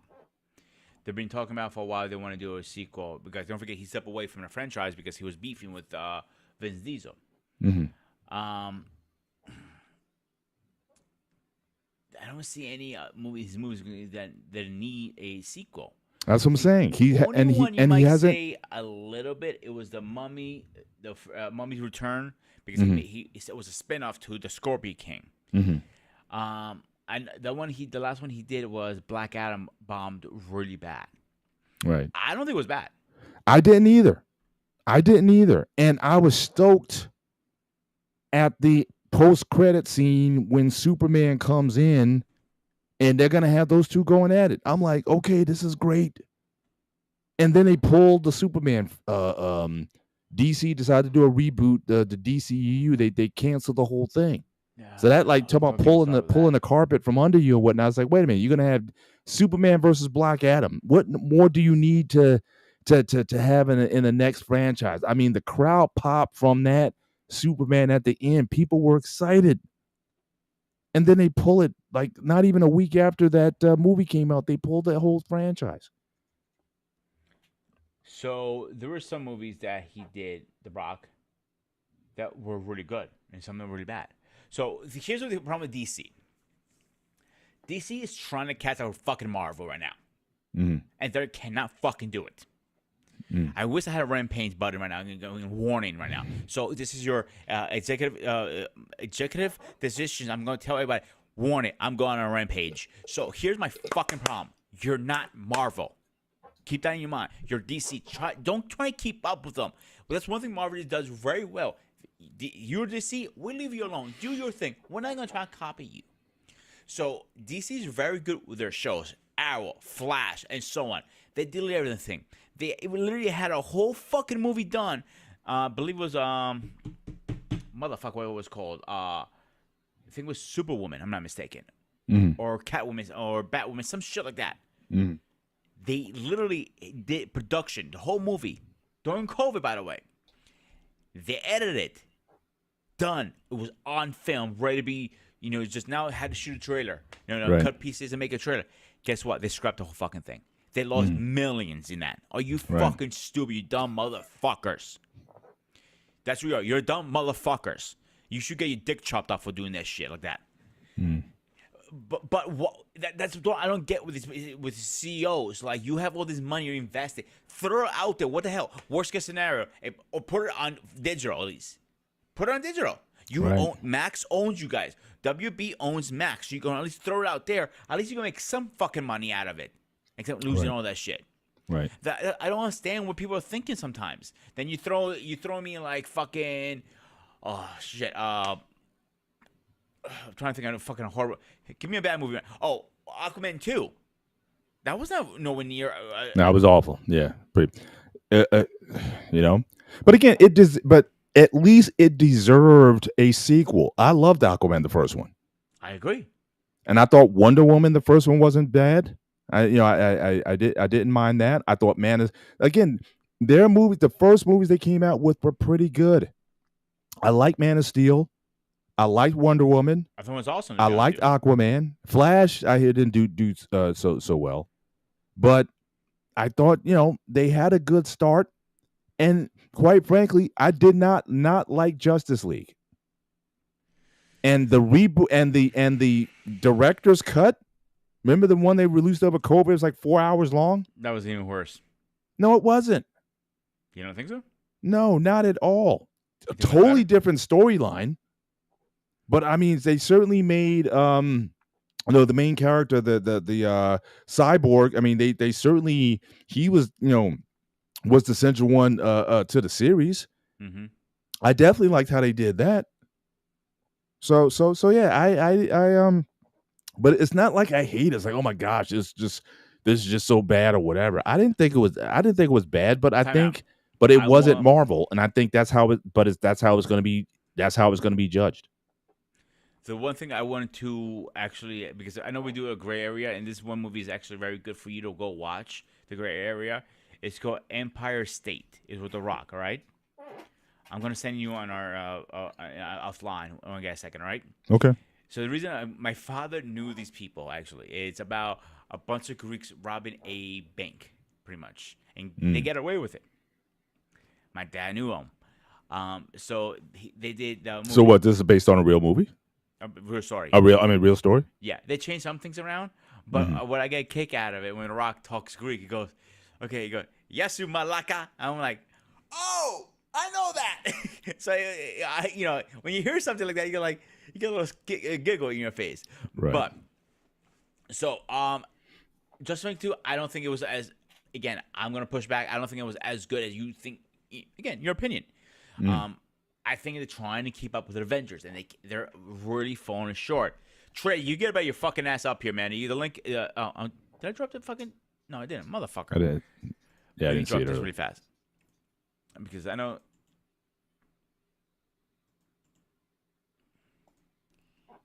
There we go.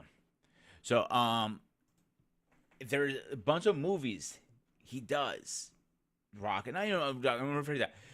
DC does, like, okay, The Flash. I'll give you credit. It wasn't that good. Nowhere near as good as it should have been. In their credit, they were also working with a little punk ass bitch actor who he was a whiny little bitch. Yeah. But what made that movie was Batman 1984 or 85. What is it? Help me out. I'm sorry, what was that again? Which Batman was it? 84 or 85? Shit, what is his fucking name from the Batman movie? What, the original one, the first Yeah, one? That was 89. 89. Thank you. Michael Keaton. Michael Michael Keaton for Keith.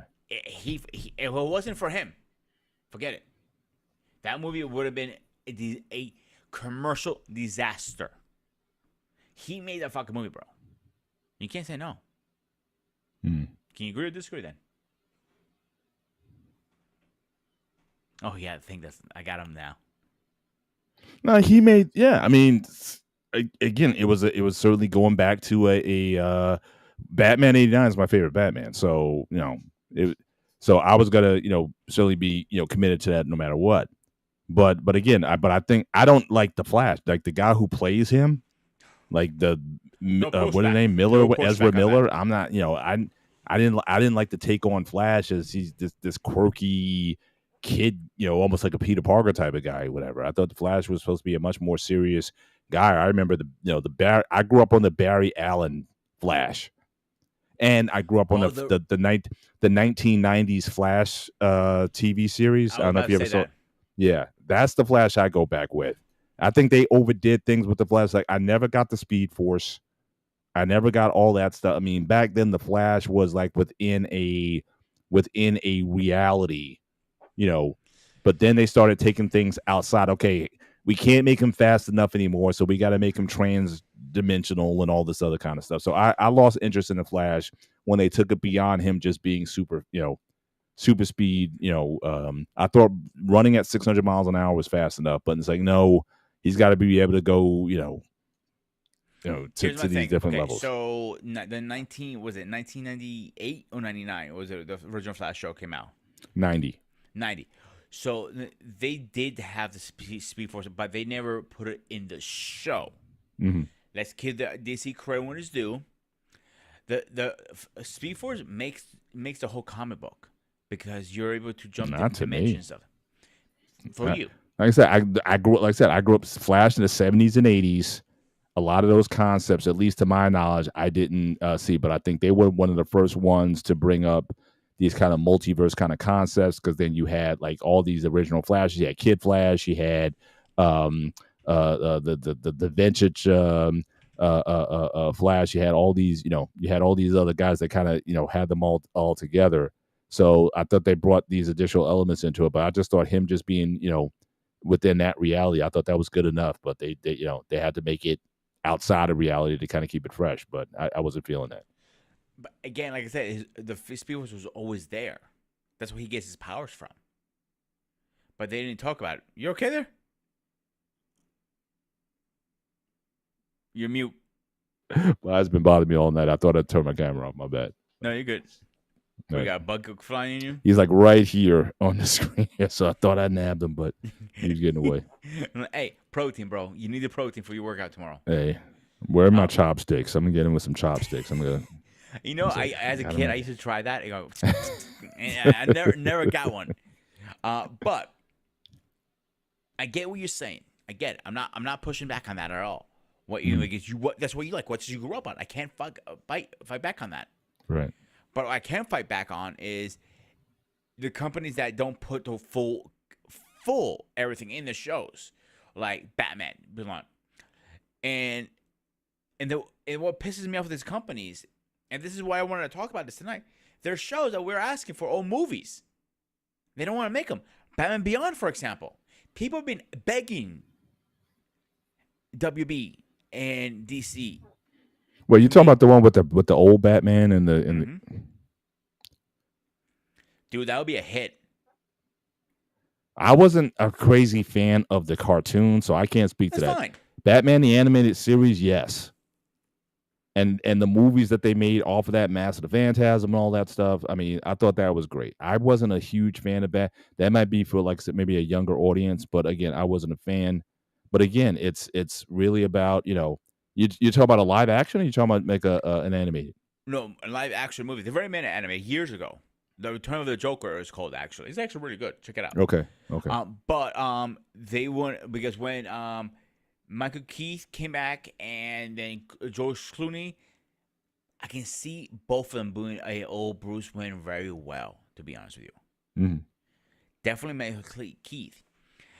But they announced that we're not doing it. We're not doing it. Except they're doing it behind the scenes and they're just keeping it very hush hush. It has happened before. Yeah, I can't. Spider-Man is a great example because, by the way, CQ, if you're watching this, I was right back then. Just I want to rub it in your face, fucker.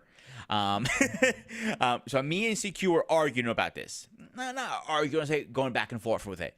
He says, "No way, it's not be 3 Spider-Mans." Like I was finding all this stuff. Like, dude, it is spyware. You know, they're not real leaks. So when I was right, I was right. Right. And, but it's rare when a company keeps it on a hush hush like that. Really rare. And it's hard.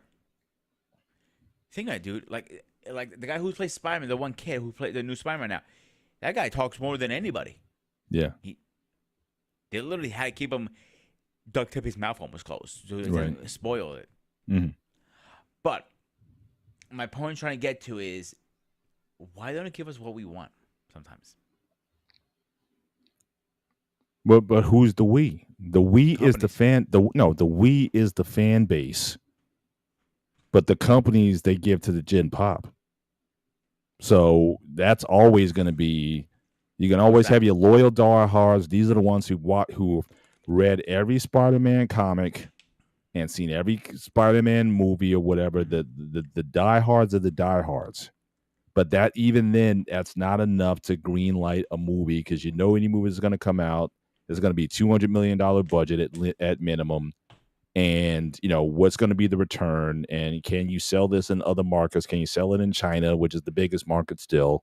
So, again, if your movie can't do well in China, it's not going to be greenlit because that's where they make a lot of their money is in the Asian market.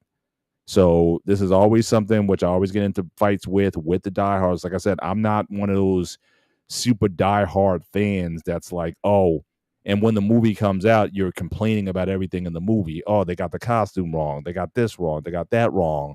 It's not what they had in mind when it came to their characters or whatnot. You guys are almost impossible to please. And so, again, you have to have a Spider-Man or whatever that appeals to the Gen Pop, that's going to get kids going, that wants to get girls going. Comes to merch. What's that? Merch. That's what matters. And merch, yeah. So you have to, so all those things. So again, diehards seldom get what they want.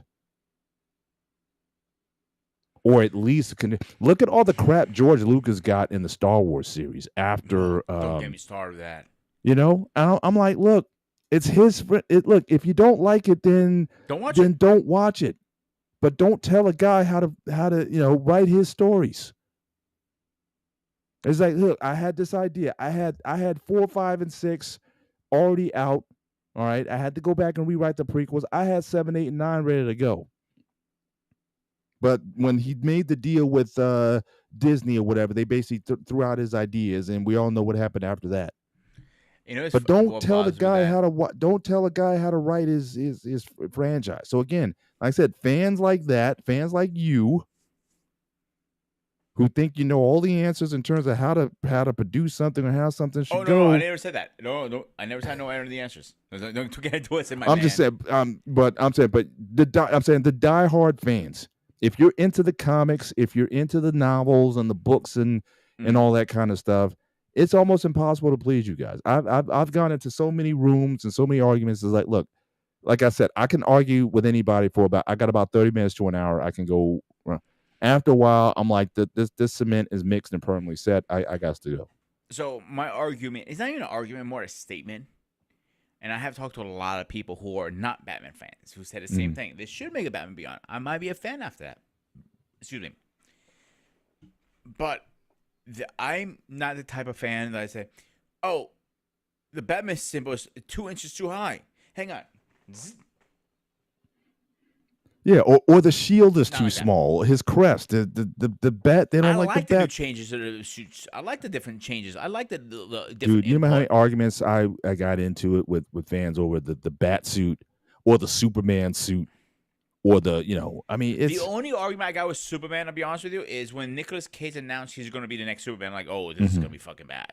Hmm. No offense to Nicolas Cage, he's a great actor, but he's not no goddamn Superman. Right. And they showed it in the Flash, him being Superman at one point, and like fighting these big spiders. Right. Right. I go, okay. Still not. I don't think I also go see it or wait to demand. I'll watch it at some point, but I wouldn't be like, oh my god, he's the best Superman ever since X Y Z. Yeah. Plus, I No, don't think you really need to have. I mean, especially at that time, Nicolas Cage was a pretty big time actor. I like the idea because even with the Superman movie that they're working on now, I like the idea of them going with a relative no name. I think the idea of Superman being sort of like this alien from another planet or whatever. I think keeping someone who's kind of fresh that you haven't seen in other things, so you're not thinking about someone else in the role. I mean, Henry Cavill. You might have saw some of his early work or whatever, but it wasn't like he was so mainstream that everybody knew who he was. And so which one was it again? What's that? Which actor? Henry Cavill.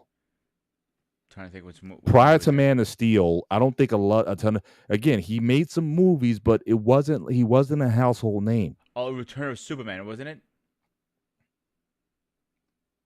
No, Superman Returns, that was Brandon Routh. He was a total no name actor at that point. So yeah, so he was I a don't think that fresh. was too bad actually, to be honest with you. Either. No, I like that also. I like that also. They could have, but again, maybe a little bit too soft. For some people, I think people wanted more action in the film, but that was I'll give supposed to him that. be Yeah. that was supposed to be a sequel to Superman, the first Superman in 1978. That was supposed to be a sequel to that. So I definitely, I but thought that I was gonna enjoyed that. fail no matter what because of obviously when the actor passed and his injuries, Christian Reeves couldn't do the Superman role. Whoever was gonna replace those shoes, it had a big shoes to fit in, and Yeah, nobody could fit in them. right, It wasn't like he died them off or something happened. right. It was. But like I said, I don't think Brandon Routh was bad as Superman. And now again, but the script, the direction of the film or whatever, but again, I enjoyed it. I mean, again, a lot of people pan that one also, but I liked it. I didn't think it was a bad entry. But I think they could have did better with because I think they had plans for like I remember the scene where he takes the new Krypton and throws it into space or whatever, Mhm. and I think they were planning a sequel where whatever came back was going to be like the what was that the thing that he couldn't kill the spiky you know what I'm talking about the character death or what was that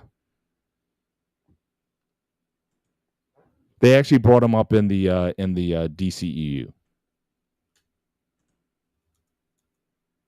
Trying to think which one you're talking about now. Um,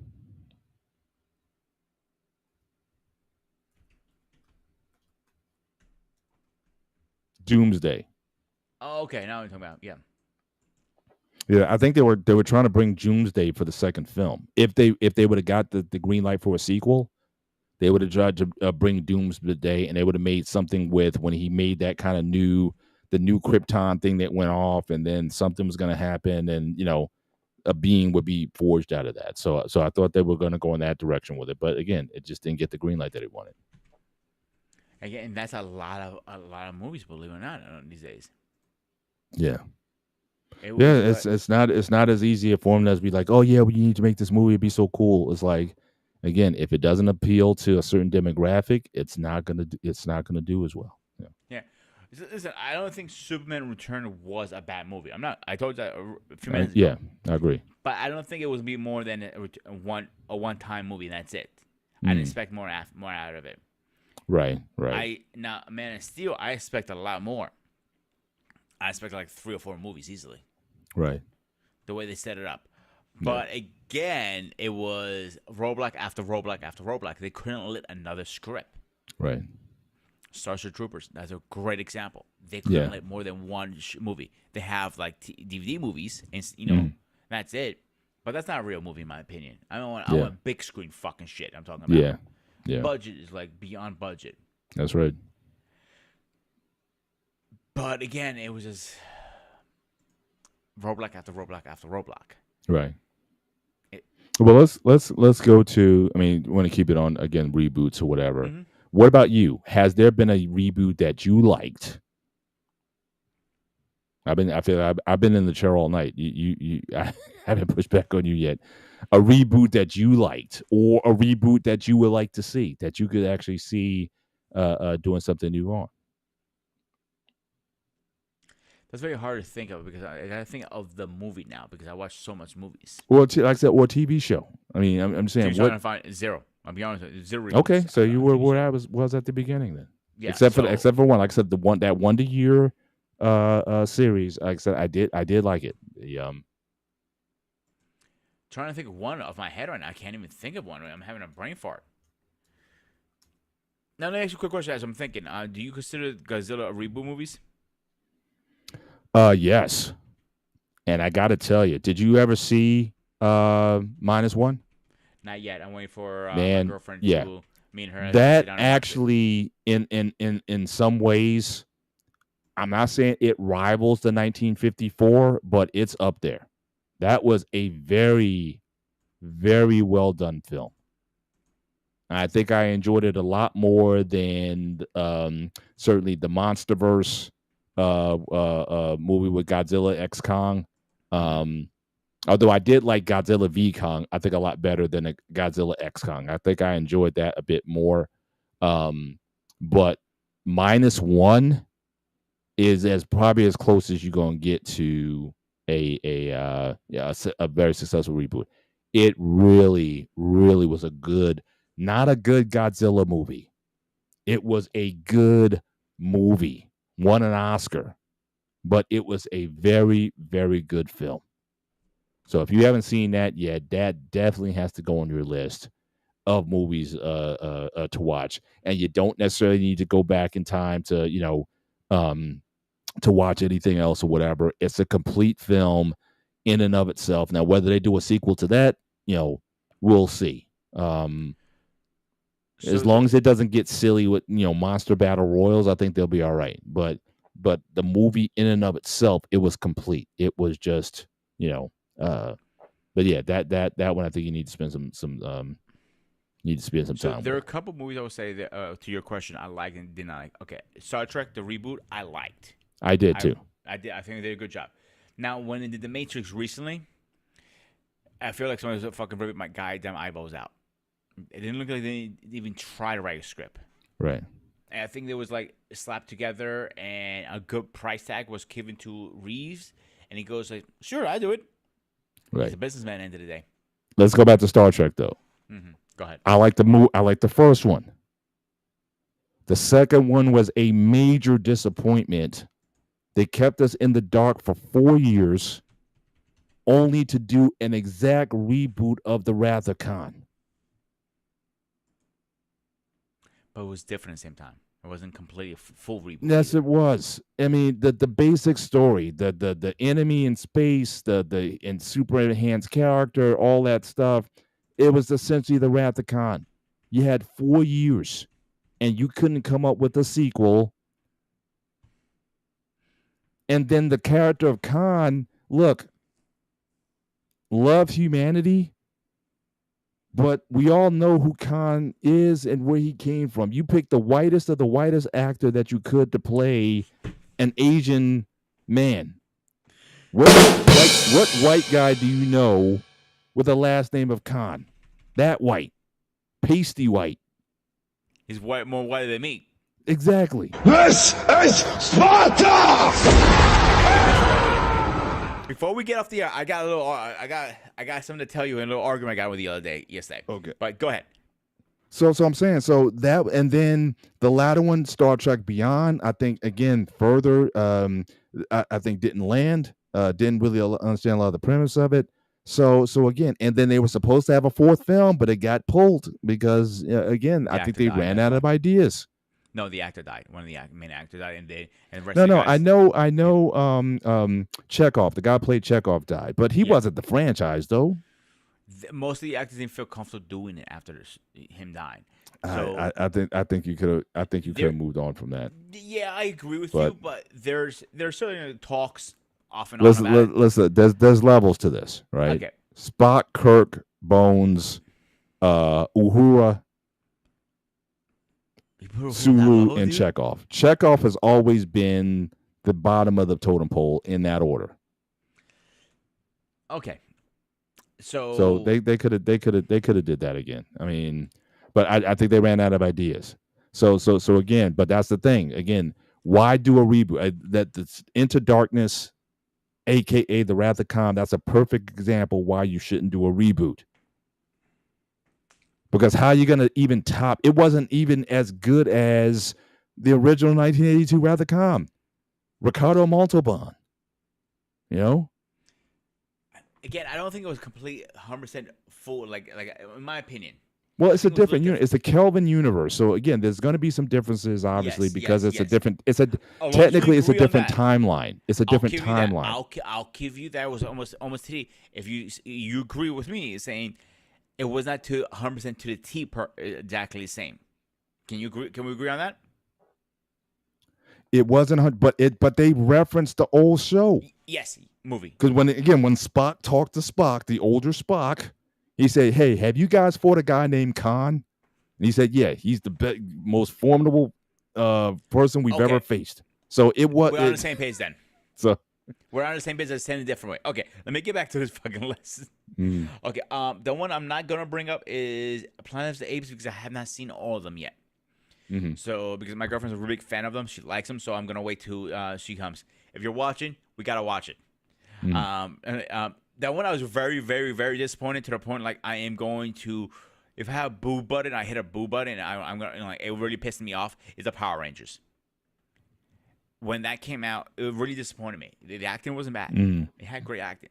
The story was fucking horrible. Like some scenes was good. I'm like, okay, I can understand they had changed things for movies or, when they morph. Okay, I'll give you that, but it did not make any fucking sense. But can I ask you something? Yeah, how many TV shows that you remember that became good movies? Star Trek might be the only one. Star Trek? So I started watching Star Trek when it was a movie first. Right, but I mean the original series from 1966 to 1969, they came out with Star Trek, the motion picture, and then Wrath of Khan, and that whole franchise after that. See, it's very rare. Is my point. So for you to expect the Power Rangers movie to be good, again, typically TV shows that become movies that are good is very rare. Okay, so here's my issue with that. We were saying now, all right? They have so much materials with Power Rangers all these years. American and Japanese. They could have made it a good movie if they wanted to. They just rushed production. That's what it was. It was rushed. The story was rushed. They even said it. That's why now that Netflix owns the rights and they can take their fucking time, you're going to see a difference. Watch. We're going to have this conversation in a year. So they're going to make another movie or TV show? Both. They're rebooting the whole thing. Okay. Let's see. And I'm a big fan. So... now, having said that, before we leave Power Rangers, are you comfortable with the Power Rangers or have you seen the original Japanese show? Because I understand the original show that's based on, it's a very different thing than what we got. Night and Day. I see. So have you ever seen the original? I don't even know what the series is. Like an episode here and there, and I know it's two different things. Okay. And I can't judge that at all. Ninja Turtles is another one. I said, oh my god, why? I didn't like the reboot too much. It was okay, but it wasn't nowhere near. I thought it was okay. The first one, I think they came out with 2 movies. The first one, I thought way too fast. The first one wasn't bad. So you talk about the 1990 Teenage Ninja Turtles movie, and then the remake back like 10 years ago, or whatever. Yeah, not bad. Yeah, I wouldn't say it didn't stink. I wouldn't say that. And the last one I would say, Conan. It wasn't bad, but wasn't good either. Honestly, I haven't seen it. I need to add that to my list. Yeah. I need to watch that one. And this one I'm trying to understand why they rebooted it. It was so new still. The Transporter. Don't understand why they rebooted that. I didn't see the Transporter franchise, so. Oh, it's actually really good. Transporter franchise. I actually liked it. Right. Yeah. Oh, here's another one. Total Recon. I don't think it was Total bad. Recall. Yeah, Yeah, yeah. Total Recon. I don't think it was bad, to be honest with you. I actually enjoyed Okay, it. I didn't see the. I love the obviously the Arnold. The Arnold. A Again, version. go back to Dwayne Johnson. What movie that he's made is on that level? So again, like I said, you got Terminator, you got Predator, you have Conan. Have any of Rock's films risen to that level? Even the one I just mentioned, I don't think it gets to that level. What has been Dwayne Johnson's Predator? What has been his True Lies? What has been his, you know, what has been his Twins? I mean, like I said, Game Plan might have been his Twins, because again, it was like a comedy sort of thing, or Kindergarten Cop or something like that. It might have been in that cat. Yeah, I think that's a good analogy. Kindergarten Cop versus Game Plan. If I That had to might say be. one thing, it came a little bit close. I mean, a little bit. And I know he's still technically a young actor versus everybody else. Mm. Is Gain and Pain. I think that's the only one I would say. I came like, okay, he did a. I came with that. That was a good. That I would say that. Now he wasn't the central character in that movie. It was clearly Mark Wahlberg. He was like at the heart of the film. He was just one of the guys that was with him. That was a good film. I was laughing my butt off in that film. I gotta tell you that It's a film real was story. so. That's a fucked up part. That was and it was based on a real story. That was hilarious, absolutely hilarious. And the crazy thing about it, I remember there was an opening part of the movie where you had this Asian guy who was selling this, like he went to this guy's seminar, and he was talking about making money and being rich and all that kind of stuff, and he had all these, like, he would have his commercials with the women on the bus. I was in college, and I remember those commercials because me and a buddy, we used to stay up like on Friday, Saturday night watching music video shows and whatnot. And I remember that guy's ad when he came on TV. It was always like a little infomercial or something. And he would be on his boat. He'd have all these women in white bikinis and everything. It's like, yeah, man, come with me. I'll show you how to make a lot of money and all that kind of stuff. And it was hilarious. It was hilarious to me. So let me ask you. That guy when he was on. I want to ask you a question now. Yeah. G.I. Joe. The three Who? movies. G.I. Joe. G.I. Joe. Rise of Cobra. What do you think? Like the first one. Second one, so. Although what I do want to see, I didn't get a chance to see it. In fact, I intended to see it in the movie, but I never got around to it. But I did want to see Snake Eyes movie. Okay. So G.I. Joe Rise of Cobra, I thought it was very Hollywood. The reason I say that because you have all these extra suits, they're running with this. That's not G.I. Joe to me. Now, the second one was more G.I. Joe to me. Mm-hmm. I'm not saying because The Rock is in it. Forget him. I felt that's more G.I. Joe. Now, Snake Eyes was a good fucking movie. Mm-hmm. That was supposed to be a reboot of the series. Right. So I think they're in the right direction. And I'm going to drop one more bomb on, and we're going to close out to this one and have your closing thoughts. Yep. Transformers. Too much. Not bad, right? Fuck. It hurts your eyes, to be honest with you. You think so? I mean, the action is so like this. All over the place? Yeah, it's like this, right? And it's like it's just overkill. It's too much. So I liked the one where they brought in the Dinobots. Even for some reason they didn't call them the Dinobots. Mm-hmm. I think that might have been like the third movie. I tell you, hang on, I'm looking at the list right now. Give me a second. I'm pulling it up. But they didn't. For some reason, they couldn't call them the Dinobots in the film for whatever reason. There was some sort of lost soldiers of Cybertron or something like that. The Last Night. That's what it was. Mm-hmm. No, Age of Extinction. That's what it was. I'm sorry. Yeah. There are too many. That's why I can't figure. Right. So you have Transformers 07, Transformers Rise of the Return of the Fallen. Right. That was I'll get to my opinion in a minute. Right. You have the Dark Side of the Moon. Yeah, okay. It wasn't too bad. It was okay. It was that. I don't think it was up to par. Mm-hmm. Transformers Age of Extinction, The Right. Last Night. The Last Night wasn't bad. I don't thought. Bumblebee, that was a Yeah. spinoff. I'll give him. It actually was a really good spinoff. And Rise of the Beast, Beast. Fucking, it's caught off. Hang on a second. I got.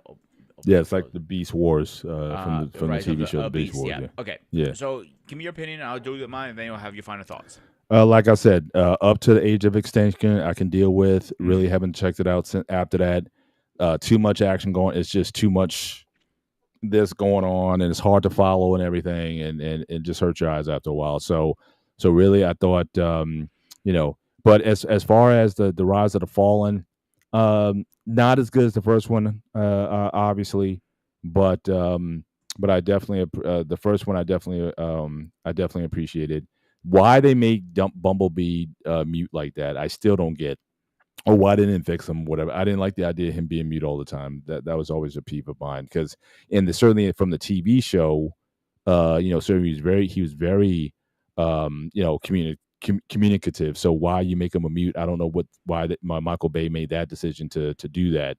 I never got that. I never got that part. But at the same time, I just lost my train of thought there. So, but yeah. I was gonna say about Transformers in general. I think again, you talk about reboots. That's reboots done too much. You had Transformers seasons 1 and 2, pretty good. After the Transformers movie, they went to the extra season. They went to Headmasters, all that stuff. Again, a degrade in the Headmasters. Yeah. Look it up. Yeah, it's about 84, 85. It was like a Japanese product, but yeah, went off the rails with that. Then they came out with Beast Wars. Then they came out with just several reboots of the Transformers franchise. If you just look up all the Transformers franchises. Too many Transformers reboots. I'll keep you that. Very much so. So again, that's another reason why, again, trying to milk something to death, trying to get a squeeze out of it, but it just doesn't work. Another reboot. I'm looking at the list right now. Transformers reboot is over 20. Yeah, it's ridiculous. Yeah. But go ahead, finish your. I'm sorry, I cut you off. And another reboot that now again, this one really nostalgic here. When they tried to reboot Thunderbirds. So I mean they made a live action movie. I think they tried to do like an animated reboot of it. It didn't come off. But I'm a fan of the original Thunderbirds from back in the day. I just am. I don't think back in the day. I'll give you that. So Transformers to me. Yes, there are a lot of reboots, but Beast Wars was always going to be nostalgia to me because that's what I mostly grew up with. So I think the way too many reboots. I'm sorry? Fair. Okay. But now with Transformers, the movie now. Transformers 1 I thought it was a good movie. I really enjoyed it. But the mute thing, I don't think it was a Michael Bay thing more. I think it was more a writer thing. So forget, a director and a writer are two different things. A producer has a call to a writer like, yo, we got to change this. This makes no fucking sense. A director has no say in this. He just does it. And this movie, he just directed. Now, for some reason, I know his name is attached to this stuff, but it's not his fault. They rushed production in Rise of the Fallen. They did the same thing with Ninja Turtles. They rushed it because they want to keep the momentum going. Again, it was products. Let's sell. Now, the second one, oh god, that wasn't too bad, but it wasn't the greatest. But that one I did not like too much. I believe it was with the Dark Side of the Moon. Which one is it? Dark Side of the Moon. When they had Megatron, like a big fucking blob of slime. He was a weird transformer. Can't remember which one it was now. No, you talk. I think that was Rise Dark. I think Dark Side of the Moon or whatever it was. But they had Soundwave. So they made Soundwave into this big snake-like being or something like that. Soundwave was a little record, a little cassette player back in the original series. I just realized the actors now. Okay, so I was going through it. Okay, yeah, it is Dark Side. No, it wasn't. Megatron died technically. And they brought him back. Humans brought him back, but it was like he can transform into this like minor bot stuff. It was weird. Yeah. So I wasn't a fan. Now when they went to they changed the actors at Age of Extinction. Oh, I came okay. It was not too bad. I came a little leanway that one.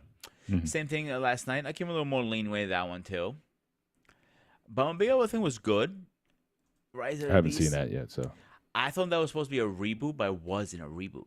It was just a add-on. okay. But it makes no sense the timeline.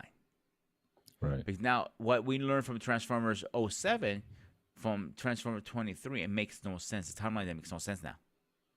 That's all fucked up. Okay. But now they're coming out with Transformers 1, but Transformers 1 has nothing to do with this universe. It's with their OG stuff. So they're all over the fucking place, bro. Yeah. That's one thing I hate about this shit. You know what I'm saying? Yeah. So, you want to close this out and give us the final thoughts? Well, again, Please? most reboots, again, don't produce the desired effect. Again, I think these are just studio decisions where they run out of original ideas. They try to milk a franchise that that people hung on to, but again, people are pretty loyal with their fandom. So again, the characters, the actors who made those shows successful, it's hard to recreate that, but very few exceptions. And like I said, I already mentioned one. I think the Wonder Years reboot I thought was pretty good, but I don't think it was as popular with the fan bases again. But I certainly think it appealed to a new demographic. And if they ever decide to bring it back specifically for that demographic, I think it would do well. But I think they went for the moonshot, and I think it just wasn't successful. So again, if you want to, do better as far as creating content, but again, trying to lean on something, certain movies should never be remade. The Godfather series should never be made. Now, I would say this: a successful reboot. Now, this is almost not even fair. A success, probably the most successful reboot that I can probably imagine at this time was Scarface. So the original Scarface movie was but Paul Mooney back in 1932. 50 years later, the Scarface with Al Pacino, classic. Now, there was talk about them trying to make another Scarface. Don't do it. There was actually talk about 10 plus years ago of doing another sequel, a reboot of that. And it's not to say that they may not try it. But again, that's a series. Again, it was a successful reboot, but I don't think you can really do much with that today. Obviously, the Batman franchise has had several reboots. So again, you had your 68 Batman movie, which is as campy as it was a movie. Then you had your 89 Batman, and then you had the Nolan series, which again was a reboot of the Batman franchise. Very successful. I get into debates over time in terms of which one was better. I think overall the Nolan series was a better Batman product from start to finish. But 89 is still my favorite Batman. Okay.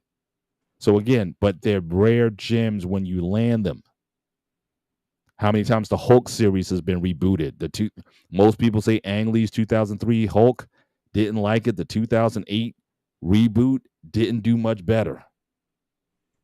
Hulk was saved in the MCU. So it's hard to get a product off the ground and make it fresh that people will like today. But executive heads and studios will still try. But it's a rare, it's a rare success. So I'll leave it there. So it might be very sweet and easy. If anybody's watching, big companies, remember, Grim Review said this first. Take your fucking time with the script. Don't rush through it. Don't try to shove something down our throats that you're gonna like this. We know what you want. No, you don't know what we fucking want. What we fucking want is a good fucking movie. You're gonna reboot it. When I expect a reboot, I don't expect it to be the same as. Batman's a great example. When they do it, they don't keep the same story over and over and over. They change it.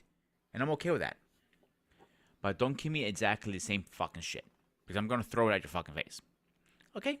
So, schedule update.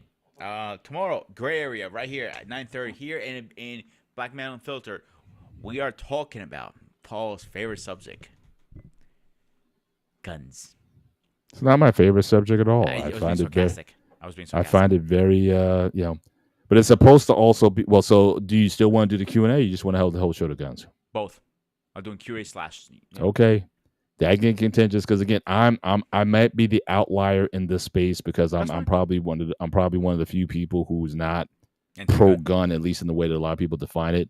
So if we You're get anti-gun, people there's nothing calling wrong with in, that. not I'll be the outlier. I'll be the outlier on the show, but I'll And like I said last night to you, Paul, I don't have a problem with that. But I'm a big believer of education of guns. Have you ever? Oh, shot a gun? 100%. And we'll go into those details Yeah, tomorrow. we'll I'm talk not about- saying that nobody should have a gun or whatever. I think I didn't say that. and yeah, I so- said so you we- will have different opinions than mine, and I think we should have a great indeed. conversation. But I That's think, what I'm saying. again, the gray area, I don't like anything else. We're not going to be that far off. There will be some gray between us. Of course. So again, I'm looking forward to that tomorrow. Yeah. But again, I understand the community that I'm in these spaces, and there's a lot of pro Second Amendment persons who will, certainly have objections to Paul. it. But again, I welcome the conversation, and hopefully we Okay. can keep it. If anybody talks shit to you, Hopefully we gotta can deal with keep it. me. Hopefully we can keep it civil. But It will be we know civil. some of the characters in this space and the backgrounds that they come from, and so. And like I said just now, anybody has fucking heat to you, they're coming after me too. Mhm. We Okay. have 2 against 1. I like the odds better like that. Thursday, you might like this subject I'm bringing up. It's time to be a king in your own empire. Okay. I'll send you the information on the side. Okay. I really Sounds want good. people- I have not picked the subject. It's gonna be something about wrestling next week. I have my buddy Mark hopefully joining us.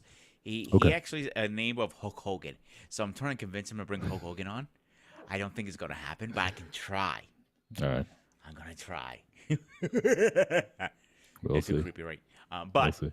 except that, guys, this was another episode of Hangout. This is Paul, the president of the 9Bs. No, most importantly, I'm the best dog dad in the galaxy. And this is my dog, see, Dr. Strange. Shout out to Dr. Strange, my beloved beagle. Oh, see, So- before we go, I got 2 stories really fast. One, so this guy comes up to me at work today. He goes, "I'm Greek too." I goes like, "I don't care." All right. He tells me he's only 10%. He's more Greek than I can ever be in my whole life. Right. I laughed at his face. Second story, really fast before we go. I had 1 dog. Now I somehow adopted 2 more. It's subject I got to tell you off. I'm still trying to figure out Please. how. Wow. Yeah, it's happy and like the pocket's gonna hurt, but it's cool. I don't care. I'll work some. Okay. Yeah. Fair enough. But I am Grooming Reviews, aka the Ghost of Spotter. As always, stay safe,